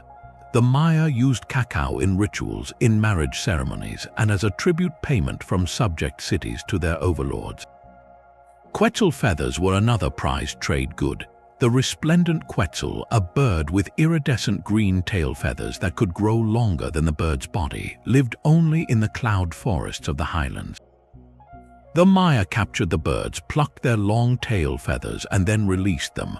The feathers were then woven into headdresses, fans, and ceremonial costumes, their brilliant color signifying royalty and divinity. A single quetzal feather was worth more than its weight in gold. Salt was perhaps the most essential trade good of all. The human body needs salt to survive, and the Maya lowlands, with their tropical forests and limestone bedrock, lacked natural salt deposits. Salt had to be produced by evaporating seawater along the coast of the Yucatan or by mining it from inland salt springs in the highlands. The salt trade was massive. At the site of Salinas de los Nuevos Cerros in modern Guatemala, archaeologists have found evidence of industrial-scale salt production, with thousands of evaporation pots and salt cakes being shipped up rivers to inland cities. The organization of this vast network is still debated. Some scholars argue that trade was state-controlled, directed by rulers who stockpiled luxury goods and redistributed them to loyal nobles. The evidence for this is the location of trade goods in elite burials and palace storerooms, where only the wealthy had access. Others believe that trade was largely free, conducted by independent merchants who operated across city boundaries, following routes that had been established for generations. At the site of Copán, a well-preserved causeway known as the Sacbi or White Road stretches for over 100 kilometers through the jungle, connecting the city to the coast. Such roads were built by the state and maintained for official use, suggesting that rulers exerted some control over the movement of goods. But the presence of commoner homes with imported obsidian and salt shows that trade reached even the poorest households, a pattern more consistent with open markets than strict state monopoly. The truth probably lies somewhere between these two positions. The Maya were not a single unified empire. They were a collection of competing city-states, each with its own ruler, its own agenda, and its own trade relationships. Some goods, like jade and quetzal feathers, were likely controlled by elites, used as diplomatic gifts and status symbols. Other goods, like salt and obsidian, were traded freely in open markets that sprang up in the plazas of every major city. Then comes the collapse. When the classic Maya cities declined, the trade networks that connected them fragmented. The obsidian from Pachuca vanished from the lowlands. The jade carvings stopped appearing in new burials. The cacao beans that had once flowed north became scarce. The salt that sustained the inland cities was no longer transported in the same volumes. The evidence of this trade collapse is stark. At the site of Tikal, the amount of obsidian imported dropped by more than 90% between the 8th and 10th centuries. The city that had once been a hub of exchange became a ghost town, its plazas empty, its storerooms bare. What caused this collapse of trade? The same combination of drought, deforestation, and political instability that emptied the cities also disrupted the roads and rivers that carried goods. Without a strong central authority to protect merchants and maintain the routes, trade became dangerous. Without a reliable supply of food, cities could no longer support the specialists who produced jade carvings and featherwork. The entire system, built over centuries, unraveled within a few generations, but not all trade stopped. In the northern Yucatan, cities like Chichén Itzá and Palenque continued to flourish, connecting to new trade routes that reached the Gulf Coast and the Caribbean. And that brings us to the last great mystery of Maya trade, their connection to the sea. Maya traders took to the sea in long dugout canoes. These were not small fishing boats.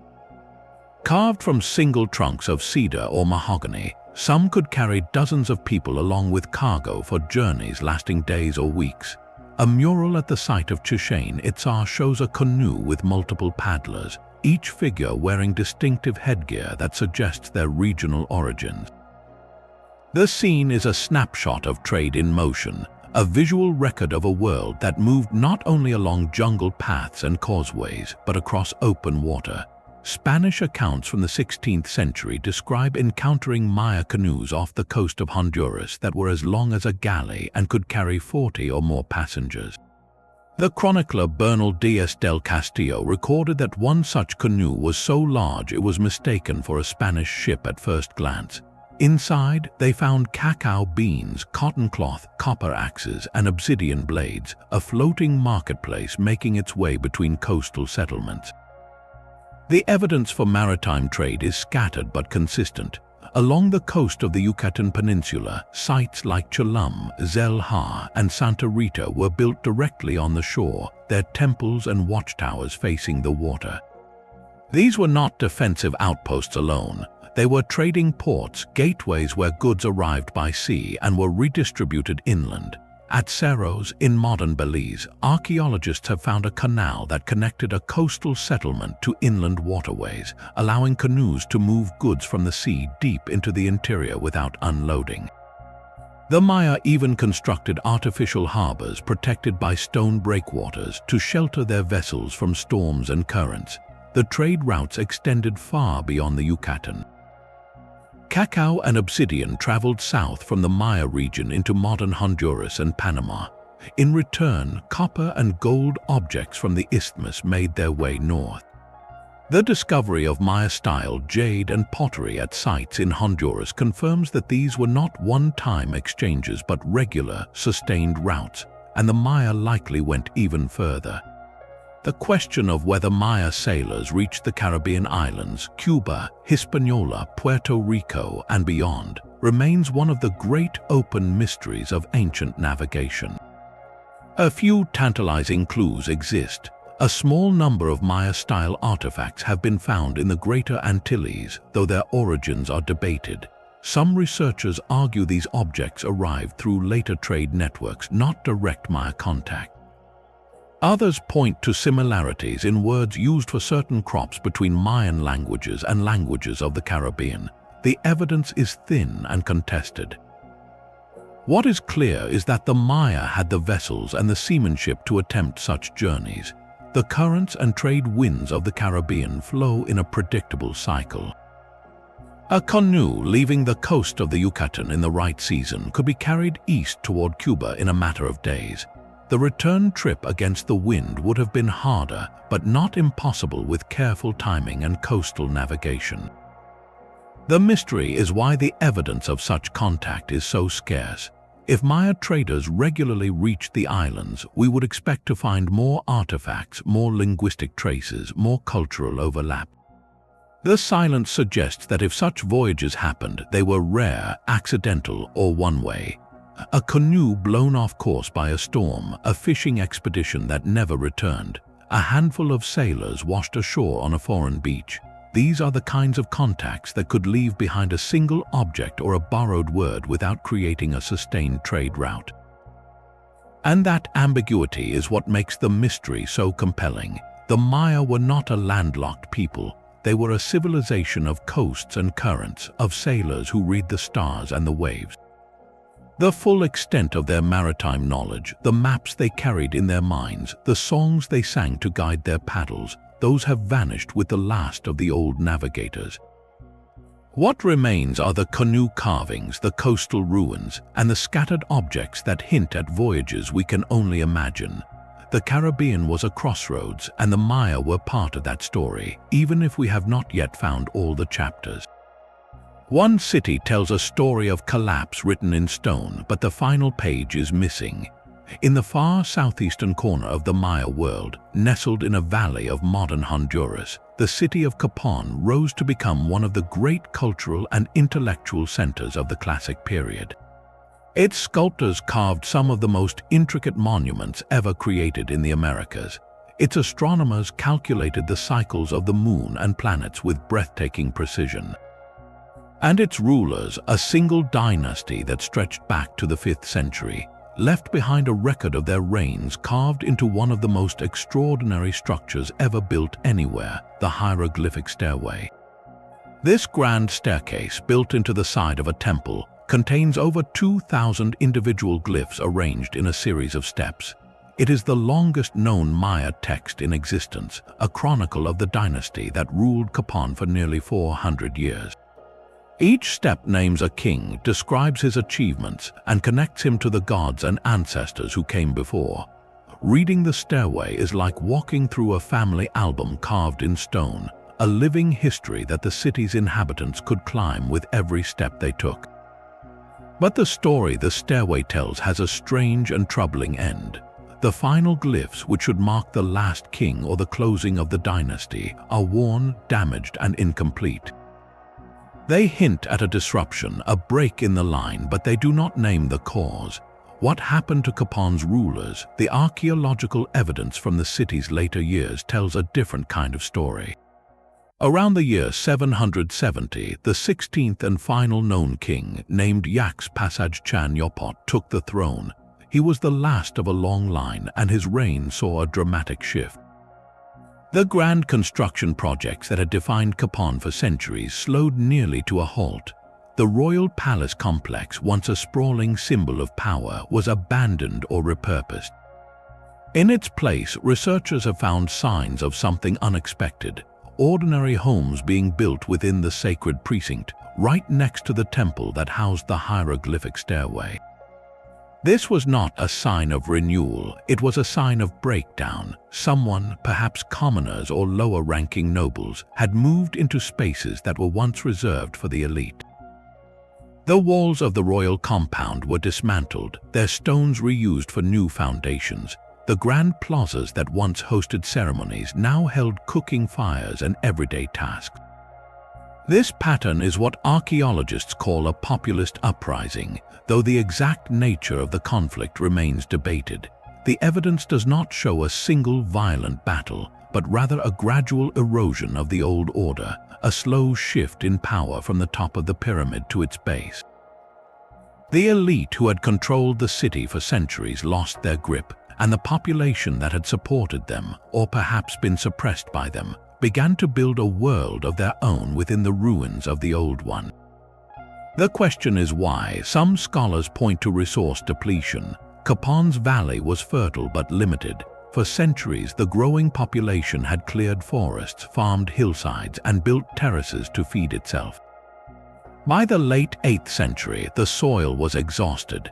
The hills were stripped of trees, leading to erosion and loss of farmland.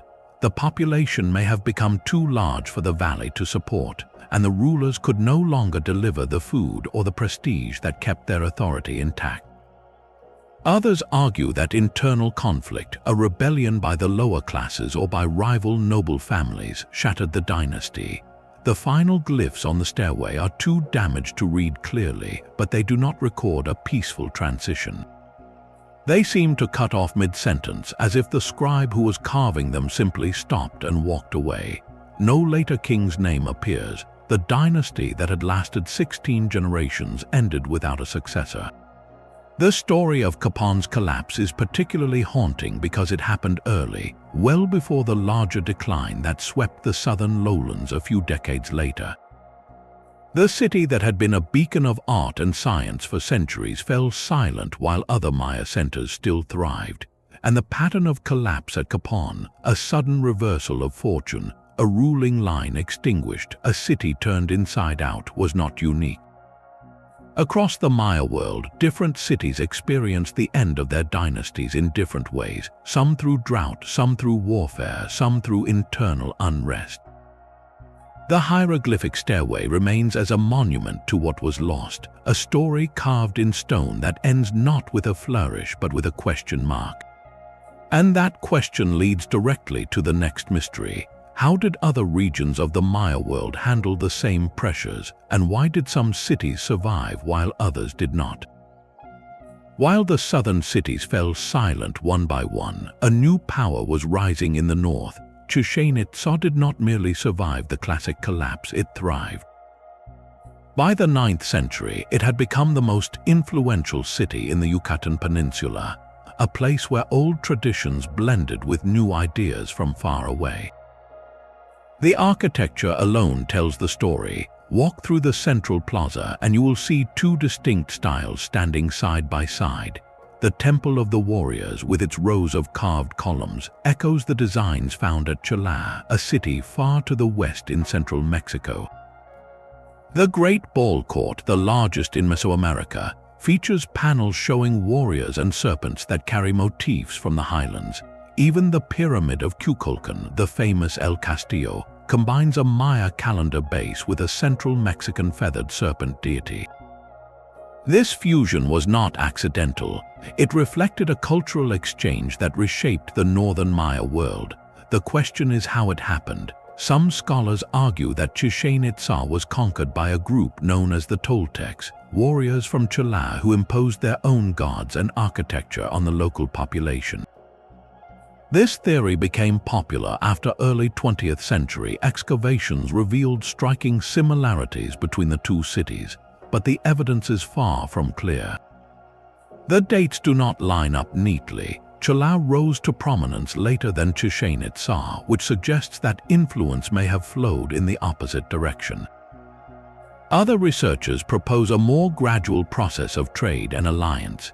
Chichén Itzá controlled the salt flats of the northern coast and the cenotes that provided fresh water, giving it economic leverage that attracted merchants and settlers from across Mesoamerica.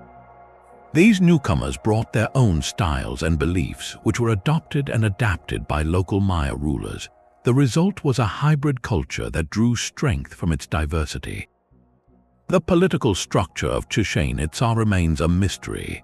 Unlike the classic Maya cities, where a single king ruled with absolute authority, Chichén Itzá may have been governed by a council of nobles or a shared system of leadership. The inscriptions from the site are sparse and difficult to read. The few glyphs that survive do not name a dynastic line in the traditional way.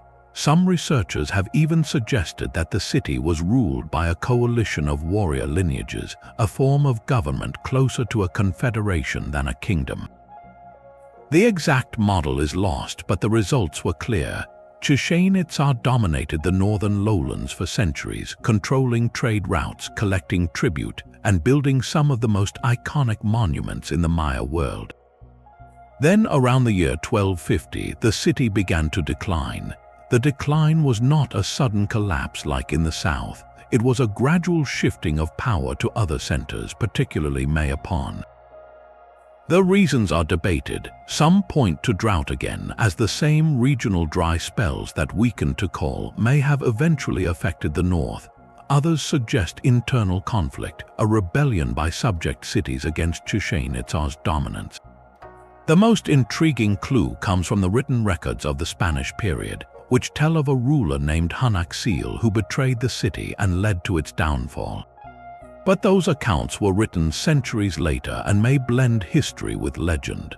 The abandonment of Chichén Itzá left behind a landscape of questions. The great cenote still held its offerings, the pyramid still cast its serpent shadow on the equinox, but the people who understood the full meaning of those rituals had moved on, taking their secrets with them. The silence at Chichén Itzá began sometime around the 13th century. The ball courts that once echoed with the thud of rubber and the shouts of players fell still. The Great Pyramid of Kukulkan no longer cast its serpent shadow onto an audience of thousands. The cenote that had received countless offerings ceased to be a destination for pilgrims. By the 1200s, the city that had dominated the northern lowlands for centuries was essentially empty of political power, its plazas overtaken by vines and the slow creep of the forest. The exact reasons remain unclear, but researchers have pieced together several likely factors, none of which alone accounts for the abandonment. One theory points to internal strife. As the city's influence grew, so did the ambitions of rival noble families or subject settlements. Competition for resources, for tribute, and for control of trade routes may have fractured the coalition that had held Chichén Itzá together for so long. Spanish chronicles recorded centuries later tell of a ruler named Hunaxil who supposedly betrayed the city, but those stories are mixed with legend. What the archaeology shows is that the city's monumental construction project stopped abruptly around the year 1100, and the last dated inscription from Chichén Itzá is from roughly 1204. After that, the record goes blank. Another major factor is drought. The same prolonged dry spells that contributed to the decline of southern cities also affected the north. Sediment cores from nearby lakes and cenotes show that the region experienced several severe droughts between the 11th and 13th centuries. Without reliable rainfall, the carefully managed water systems that supported a large population would have become unreliable. The reservoirs that fed the city and its surrounding farmland would have dwindled. A population that had grown accustomed to abundance would have faced the choice of leaving or adapting. A third theory focuses on the rise of a new power, Mayapon. Located about 100 kilometers to the west, Mayapon began to grow rapidly in the 13th century. It was a walled city with its own pyramids and plazas, and it seems to have drawn population and influence away from Chichén Itzá. Some researchers argue that Mayapon was founded by rebels or dissidents who broke away from the old order, creating a new political and ceremonial center.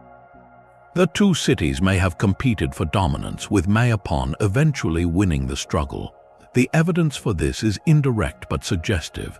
The architecture at Mayapon borrows heavily from Chichén Itzá, as if its builders were consciously emulating or surpassing their predecessor. And the written records from the post-classic period, though sparse, mention Mayapon as the leading city of the region after Chichén Itzá's fall. The combination of internal conflict, environmental stress, and political competition likely created a cascade that Chichén Itzá could not survive. But the abandonment was not a single event. It was a gradual process. People left over years, maybe decades. They moved to smaller settlements, to coastal towns, to the burgeoning city of Mayapon. They took with them their knowledge, their rituals, and their language. The grand monuments were left behind, but the culture that built them continued. That is the key to understanding the post-classic period, which lasted from roughly 900 to the arrival of Europeans in the 16th century. During this time, Maya civilization did not vanish. It transformed. The great stone cities of the classic period were no longer viable, but new centers arose in different locations. Trade routes shifted from inland to coastal. Political power became more fragmented, with smaller kingdoms and confederations replacing the old hegemons. Art and architecture changed, becoming less monumental but no less sophisticated. The Maya of the post-classic still built temples, still tracked the stars, still wrote in hieroglyphs, still held ceremonies at cenotes and caves. They adapted to a world where the old rules no longer applied. The abandonment of Chichén Itzá was not an ending. It was a pivot, a moment when a civilization chose a new path forward. And that path would lead directly into the next chapter of the Maya story, a chapter written not in stone but in the fabric of everyday life. After Chichén Itzá fell silent, a new city rose to take its place. Mesoamerica, surrounded by a massive stone wall, became the dominant power in the northern Yucatan during the 13th and 14th centuries. But unlike the great classic cities, Mesoamerica was not ruled by a single king from a single dynasty. Its leadership was shared among noble families who formed a council, a system that brought stability for a time yet also sowed the seeds of conflict. The city's architecture tells the story. The main pyramid at Mesoamerica is a smaller, cruder copy of Chichén Itzá's El Castillo, built in the same style but with less precision. The walls are thinner, the stones less carefully fitted. This was a city that remembered greatness but could no longer afford its full cost. The political fragmentation of the post-classic period is visible not only in the architecture but in the very landscape of the Yucatan. Where once a handful of superpowers had dominated, now dozens of small kingdoms competed for resources and influence. Each had its own ruler, its own patron deities, and its own local traditions. The calendar and the writing system still functioned, but they were used more sparingly. Fewer monuments were carved, fewer codices were written. The great intellectual energy that had driven classic astronomy and mathematics seemed to have dimmed, though it never disappeared entirely. Along the eastern coast, the city of Chichén stood as a sentinel overlooking the Caribbean. Its walls, 3 meters thick in places, protected a ceremonial center that faced the rising sun. Chichén was not a large city, but it was a busy port, a hub of trade that connected the Maya world to the wider Caribbean. Traders from Central America and perhaps even from the islands of the Caribbean brought goods to its shores. The murals inside Chichén temples showed deities and rituals that blend old Maya traditions with new influences from central Mexico. This was a world that had learned to adapt. The arrival of Spanish conquistadors in the early 16th century shattered that world. Francisco de Montijo and his men first entered the Yucatan in 1527, expecting to find a land of gold and easy conquest. Instead, they found a fragmented but resilient society that resisted them for nearly 20 years. The Maya did not fall quickly. They fought, negotiated, retreated, and fought again. But the Spanish brought something the Maya could not resist: diseases that ravaged populations already stressed by warfare and environmental change. The population of the Yucatan dropped by as much as 90% in the century after contact. The political structures that had held the post-classic kingdoms together collapsed under the weight of loss. The Spanish missionaries who followed the conquistadors saw the Maya written books as obstacles to conversion. They gathered them by the hundreds and burned them just as Bishop de Landa had done decades earlier. The destruction of post-classic texts was a final blow. The knowledge that had survived the collapse of the classic cities, the astronomy, the history, the rituals, was lost in flames. What remains today are a handful of books and a few carved monuments, fragments of a civilization that was still alive and writing when the Spanish arrived. The mystery of how the Maya adapted to this new world order, how they maintained their identity and their calendar while their cities crumbled and their books burned, is still being studied. Some communities retreated into the forests, preserving their language and traditions in isolation. Others adopted Spanish customs while secretly keeping their own beliefs alive. The Maya of today are the descendants of those survivors, and their culture is a living testament to a resilience that no invasion could erase. On a summer day in 1562, hundreds of books went up in flames. The fire was set by order of a Spanish friar named Diego de Landa. a man who had spent years living among the Maya, learning their language and documenting their customs. In the town of Mani, in the northern Yucatan, he gathered every Maya codex he could find, along with sacred objects and images, and piled them into a single great pyre. The flames consumed centuries of recorded knowledge in a matter of hours. Lander himself later described the books as works of the devil, full of lies and superstition, and he believed that burning them was an act of salvation. But from our perspective, the loss is almost impossible to measure. Those codices were the written memory of an entire civilization. They contained astronomical tables that could predict eclipses with greater accuracy than anything in Europe at the time. They held medical knowledge, treatments for illness and injury that had been refined over generations. They recorded the histories of dynasties, the names of rulers, the dates of battles and ceremonies. They contained poetry, mythology, and philosophy, the very way the Maya understood the world and their place in it. All of that turned to ash and smoke. Only 4 Maya codices are known to survive today, each one a fragile survivor of that destruction. The Dresden Codex, named after the city where it ended up, is the most complete and the most studied. Its pages cover astronomy, ritual, and the calendar with a sophistication that still astonishes modern researchers. The Madrid Codex, the longest of the 4, contains detailed almanacs for daily life, from planting crops to performing ceremonies. The Paris Codex is fragmentary and damaged, but its pages hold information about cycles of time and the gods who govern them. The Grolier Codex, discovered in the 1960s, is the most controversial, with some scholars questioning its authenticity, though recent analysis has largely confirmed it as genuine. 4 books, that is what remains of a written tradition that once numbered in the hundreds, perhaps thousands. Every year, researchers study these surviving fragments with new technology, trying to squeeze every possible piece of information from their faded pages. Multispectral imaging has revealed text that was invisible to the naked eye.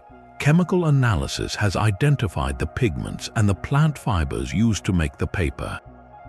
Each discovery adds a small piece to the puzzle, but the vast majority of the picture is gone forever.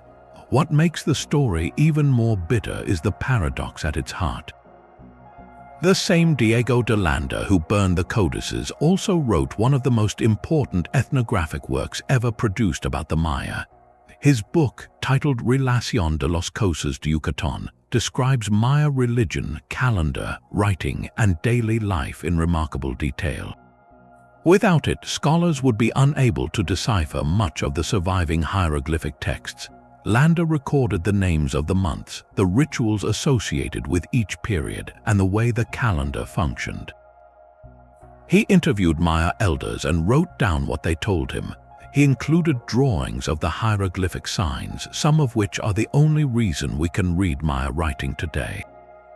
The man who erased the library literally wrote the dictionary that allowed us to understand the fragments he left behind. It is a contradiction that cannot be resolved. The loss of those books is not just a tragedy for the Maya, it is a loss for all of humanity. Every civilization deserves to have its voice heard across time, and the voices of the Maya scribes were silenced in a single afternoon. But the story does not end there. The jungle still holds secrets. Deep in the forests of Guatemala, Mexico, and Belize, there are ruins that have not been touched by archaeologists. There are caves that have never been entered. There are cenotes whose dark waters may still contain offerings lost to time. Somewhere, buried under centuries of soil and roots, there may be another cache of codices, sealed in a chamber where fire could not reach them. The hope is slim, but it is not zero. Every year, new discoveries reshape our understanding of the Maya. A Lidar survey can reveal an entire city hidden beneath the canopy. A farmer clearing his field can uncover a carved monument. The fragments of the past are still out there, waiting, and the mystery of what remains undiscovered is as compelling as any story ever written in the books that were lost. Deep in the untamed wilderness of eastern Honduras, a legend has persisted for centuries. Explorers and locals have whispered of a lost city of white stone, a place of such splendor that its walls gleamed like marble under the jungle sun. They called it the White City or Ciudad Blanca, and they told stories of towering temples and statues of monkeys, of a civilization that had vanished without a trace.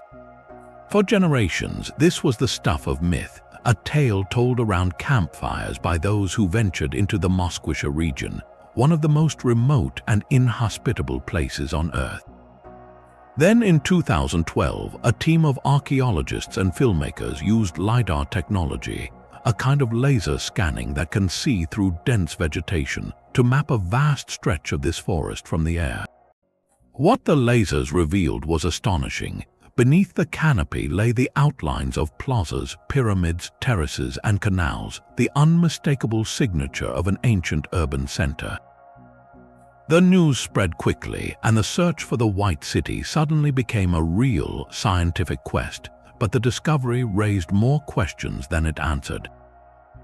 The site, officially known as the City of the Monkey God after a carved stone head of a howler monkey found nearby, sits in a region that was never part of the core Maya world. The Maya heartland lies hundreds of kilometers to the north and west in the Yucatan Peninsula, Guatemala, and Belize. The Mosquisha, by contrast, is a lowland rainforest crisscrossed by rivers, a place where different cultures, including the Maya, the Lenca, and the mysterious people who built the city, all interacted. The architecture found at the White City does not fit neatly into the classic Maya style. The pyramids are made of earth and stone, not the finely cut limestone of Tikal or Palenque. The pottery and artifacts brought up by initial excavations show a blend of influences, some clearly Maya, others pointing to a distinct local tradition. This has led to fierce debate among researchers. Is the White City a Maya outpost, a trading colony that adopted Maya ways but kept its own identity? Or does it belong to an entirely separate civilization, one that has left no written records and whose name we do not know? The question matters because it challenges the assumption that the Maya were the only advanced society in the region. The Mosquisha may hold the remains of a lost world that developed alongside the Maya, or perhaps even before them. Getting answers has proved extraordinarily difficult. The White City lies in the heart of the Mosquisha, a region so remote that reaching it requires days of travel by boat and on foot through trackless jungle. The terrain is rugged, the humidity oppressive, and the wildlife formidable. Snakes, jaguars, and insects make every step a risk. Even with modern equipment, expeditions are short and expensive. Archaeologists have only been able to spend a few weeks at the site, and their work is constantly interrupted by weather and the need to protect the fragile ruins from looters who are also drawn by the legend. The Lidar surveys have revealed many more structures in the surrounding area, but ground truthing them, actually going to each one to confirm what the lasers saw, could take decades. And all this takes place under the shadow of a deeper mystery. The Mosquisha is one of the least explored regions in the Americas.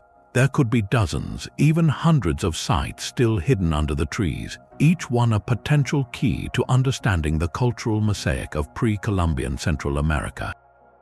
The White City is not the end of the story. It is a doorway into a vast unknown, and that doorway reminds us that for all the progress we have made in understanding the Maya, their world and the worlds of their neighbors are still largely invisible, waiting for the next laser pulse, the next machete cut, the next accident of discovery to bring them into the light. Technology now sees what human eyes have missed for centuries. Lasers fired from an airplane can peel away the jungle canopy and reveal the shape of the earth beneath, a method called Lidar, which stands for light detection and ranging. When archaeologists first used this tool over the Maya lowlands, they expected to find a few hidden ruins. Instead, they uncovered an entire hidden world. Flight after flight, the data came back showing thousands of structures that had never been mapped. Raised platforms, causeways, defensive walls, and massive agricultural terraces stretching for miles. At Tikal, the famous city that had been studied for over a century, Lidar revealed that the urban core was only a small part of a much larger settlement. Surrounding the main plazas and pyramids lay a network of house mounds, reservoirs, and farm fields that covered an area nearly 20 times larger than the central city. The population of Tikal, once estimated at around 60,000, was suddenly revised upward to perhaps 120,000 or even more. This discovery changed the entire understanding of how Maya cities functioned. They were not compact urban centers surrounded by empty forest. They were sprawling metropolises where dense residential zones blended into intensively farmed countryside, all connected by a web of white stone roads. The same pattern repeated at other sites. At Karakol in Belize, Lidar showed that the city was linked to outlying villages by a system of causeways that allowed goods and people to move efficiently over long distances. The scale of agricultural infrastructure was equally staggering. Terraces and raised fields covered the hillsides, evidence of a society that had transformed the landscape to feed its growing population. Some of these terraces were so extensive that they suggest the Maya practiced a form of intensive agriculture that modern researchers are still trying to understand. But the most shocking revelations came from areas that archaeologists had never visited. Over the course of several surveys in Guatemala, Lidar mapped more than 60,000 individual structures, many of them hidden under dense vegetation for centuries. These were not small huts, they were pyramids, palaces, and ball courts, the remains of entire cities that had been lost to history. The sheer density of these sites forced archaeologists to reconsider the relationship between Maya city-states. Instead of isolated kingdoms separated by empty forest, the landscape now appeared as a patchwork of interconnected settlements, some only a few kilometers apart. This raised new questions about warfare and competition. If cities were so close together, how did they manage resources and boundaries? The defensive features that Lidar captured, including ditches, walls, and watchtowers, suggest that conflict was more common than previously thought. But the same technology also revealed that many of these newly found sites contain no signs of fortifications, meaning peaceful coexistence was also possible. The mystery deepens with every new survey. Most of these structures have never been excavated. They sit under the canopy, untouched for 1,000 years, holding artifacts, texts, and burial goods that have never been disturbed. Each one is a time capsule that could rewrite our understanding of Maya history. The tools that uncovered them are still improving, and every year new flights reveal more features. The jungle that once guarded its secrets so well is slowly giving them up, one laser pulse at a time. And what remains hidden, the cities we have not yet scanned, the chambers we have not yet entered, is a reminder that the full story of the Maya has only begun to be told. When the Maya looked up at the night sky, they did not see a random scatter of stars. They saw a living map, a cosmic road that connected the world of the living to the realm of the gods. The Milky Way, that great band of light stretching across the heavens, was not a simple river of stars to them. It was the world tree, the axis of the universe, its branches reaching into the underworld below and the celestial realm above. The trunk of this tree was the very path that souls traveled after the body fell silent, a route that led from the cave of birth to the zenith of eternal life. Every Maya city was built in relation to that celestial road. The pyramids and temples were not placed at random. Their orientations, the angles of their stairways, the positions of their plazas, all of these were carefully aligned with the rising and setting of the sun, the moon, and the planets, but most importantly with the Milky Way itself. At the site of Chichén Itzá, the Great Pyramid of Kukulkan aligns with the point on the horizon where the Milky Way appears to touch the earth during the rainy season, a moment when the gods were believed to descend to bring water and fertility. At Palenque, the Temple of the Cross, the Temple of the Sun, and the Temple of the Foliated Cross form a triad that mirrors the 3 stars in the constellation we call Orion, a celestial pattern that the Maya saw as the hearthstones of creation. The precise astronomical knowledge embedded in these structures is only partially decoded. We know that the Maya tracked the cenotic period of Venus with an accuracy that rivals modern calculations. We know that the Dresden Codex contains tables for predicting solar and lunar eclipses, but the full system that connected the position of every major temple to the movements of the heavens remains a puzzle. Why did the Maya believe that Venus, the morning star, was a god of war? Because its appearance in the sky was tied to the timing of battles and human offerings. In the Dresden Codex, the Venus table is accompanied by images of warriors and spears, and the dates of its appearances were used to determine the most auspicious moments for conflict. The Maya did not go to war on a whim. They consulted the stars, and the movements of Venus told them when the gods favored their cause. The war itself was a ritual, a reenactment of the cosmic struggle between light and darkness, life and death. And it is that deep connection between the heavens and the earth, between the calendar and the city, between the ritual and the everyday, that brings us to the final mystery of the Maya civilization. They left behind pyramids that still stand after 1,000 years, a calendar that still works, a writing system that is slowly giving up its secrets, and a people who still speak their ancient language and remember the old ways. The greatest mystery of all is not what they lost, but what they managed to preserve. The Maya did not vanish, they endured, and their legacy, carved into stone, written in the stars, and carried in the hearts of their descendants, is still unfolding. What we have uncovered so far is only the beginning of the story, and the chapters that remain hidden are the ones that will shape our understanding of human achievement for generations to come. 6 million voices still speak the languages of their ancestors. In the highlands of Guatemala, in the villages of the Yucatan, and across the borders of Belize and Honduras, the sound of Maya speech fills the air every day. K adjective ICHE adjective, Yucatec, MAM, Q adjective EQCHI adjective, and more than 24 other Mayan languages carry the same grammar, the same words for corn and rain and sky that were spoken 1,000 years ago. This is not a revival or a reconstruction. It is a living, breathing continuity that has survived conquest, disease, forced conversion, and centuries of deliberate suppression. The survival of the 260-day Tzolk adjective IN calendar is one of the most remarkable examples of that continuity. This ancient cycle of 20-day signs combined with 13 numbers has never stopped turning. In the highlands of Guatemala, daykeepers still use it to schedule planting, marriages, and ceremonies. They read the signs, interpret the numbers, and guide their communities through the ritual year exactly as their ancestors did before the Spanish arrived. The ceremonies tied to this calendar have also persisted. The burning of palm incense, the offerings of maize and candles, the prayers in the old language, these practices were driven underground during the colonial period but never fully extinguished.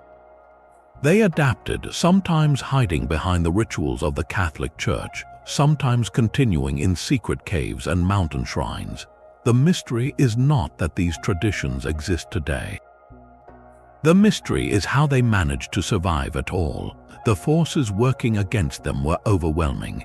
Missionaries saw the old ways as obstacles to salvation and punished those who kept them. In some regions, speaking a Maya language was officially discouraged or banned in schools. The children who grew up in boarding schools were taught to reject their parents' beliefs and to speak only Spanish. The land itself was taken, and the economic systems that supported traditional life were dismantled. By every measure, the odds were stacked against cultural survival. Yet the Tzolk adjective IN calendar continued to be passed down from elder to apprentice in quiet ceremonies held after dark. The knowledge of medicinal plants, the stories of the hero twins, the prayers for rain, they were all kept alive in the memory of families who refused to let them die. Part of that resilience comes from the deep-rootedness of Maya identity in the landscape. The same corn that their ancestors domesticated thousands of years ago is still the central crop. The same caves and cenotes that were portals to the underworld are still places of pilgrimage. The same cycles of planting and harvest still dictate the rhythm of life. In a very real sense, the Maya never left their world. The invaders came and went, but the earth and the seasons remained, and the people who understood them remained too. Today, the struggle for cultural preservation continues, but in new forms. Maya language radio stations broadcast in remote villages. Indigenous scholars are working to reclaim and teach the hieroglyphic script that was lost for centuries. In Guatemala, the Tzolk adjective IN calendar was officially recognized as a national cultural heritage. Activists are pushing for bilingual education, land rights, and the restoration of sacred sites that were bulldozed or built over. The work is slow and often meets resistance, but the determination is real. The mystery of survival is not a question about the past. It is a living process, unfolding in the decisions of every new generation to hold onto what their ancestors left them. And perhaps that is the deepest mystery of all. The Maya civilization did not vanish. It changed, adapted, and endured. Its greatest achievement may not be the pyramids or the astronomical tables, but the quiet, stubborn persistence of a people who refused to be erased. The calendar still turns, the prayers still rise, the language still speaks, and the story of the Maya, far from being a closed chapter in history, is still being written every day in the voices of 6 million people who carry the ancient world into the future. The same calendar that predicted eclipses 1,000 years ago is still consulted today by daykeepers in the highlands of Guatemala. That single fact cuts through every mystery we have explored. The Maya did not vanish, their knowledge did not disappear. It was carried forward by generations of farmers, priests, and grandmothers who kept the old ways alive in the face of overwhelming pressure. The 30 mysteries we have walked through are not a closed list, they are an open invitation. Each one represents a different facet of a civilization that was simultaneously brilliant and fragile, scientifically advanced yet deeply spiritual, politically powerful yet vulnerable to the same forces that shape all human societies. The common thread running through every mystery is the tension between what the Maya achieved and what they lost. They built pyramids that align with the solstices using nothing but patient observation and simple tools. They invented a writing system that could capture poetry and mathematics, yet only a handful of their books survive. They constructed reservoirs that kept tens of thousands of people alive through months of drought, only to see those same systems fail when the rain stopped and the population grew too large. They created a calendar so accurate that it rivals our own, and they wove it into every aspect of their lives, from planting corn to declaring war. And when the great cities fell silent, the people did not disappear. They moved, adapted, and kept the calendar turning. The mystery of the Maya is not that they are gone. It is that they are still here, and we have only begun to understand the depth of what they knew. The next 20 years will likely bring discoveries that reshape everything we think we know. Lidar is already revealing lost cities under the jungle canopy. New decipherments are unlocking glyphs that have been silent for centuries. Archaeologists are finding evidence of trade networks that stretched across continents and water management systems that rival anything built in the old world. The young Maya scholars who are now learning to read the hieroglyphs of their ancestors are bringing a perspective that outsiders can never fully match. Some of the mysteries we have discussed may be solved within a decade. Others may remain hidden for generations, but every new discovery adds a piece to the puzzle, and every piece brings us closer to understanding a civilization that looked at the stars and saw a roadmap of the soul. The story of the Maya is not a tragedy of loss. It is a testament to resilience, a reminder that even the greatest achievements can falter, but that knowledge can survive the fall and be reborn in new forms. The calendar still turns, the language still speaks, the descendants still remember, and the ruins still stand in the jungle, waiting for the next question to be asked. Thank you for walking through these 30 mysteries with me. If you found yourself drawn to a particular enigma, whether it is the serpent shadow on the pyramid, the hidden tomb of the Red Queen, or the silent glyphs of the Dresden Codex, I would love to hear which one captured your imagination. Leave a comment below and share your thoughts. Subscribe to the channel for more explorations into the unsolved stories of our shared history. Share this video with someone who loves a good mystery. And remember, the greatest discoveries are the ones that have not been made yet. The next piece of the puzzle could be found tomorrow, and it might be you who helps put it in place.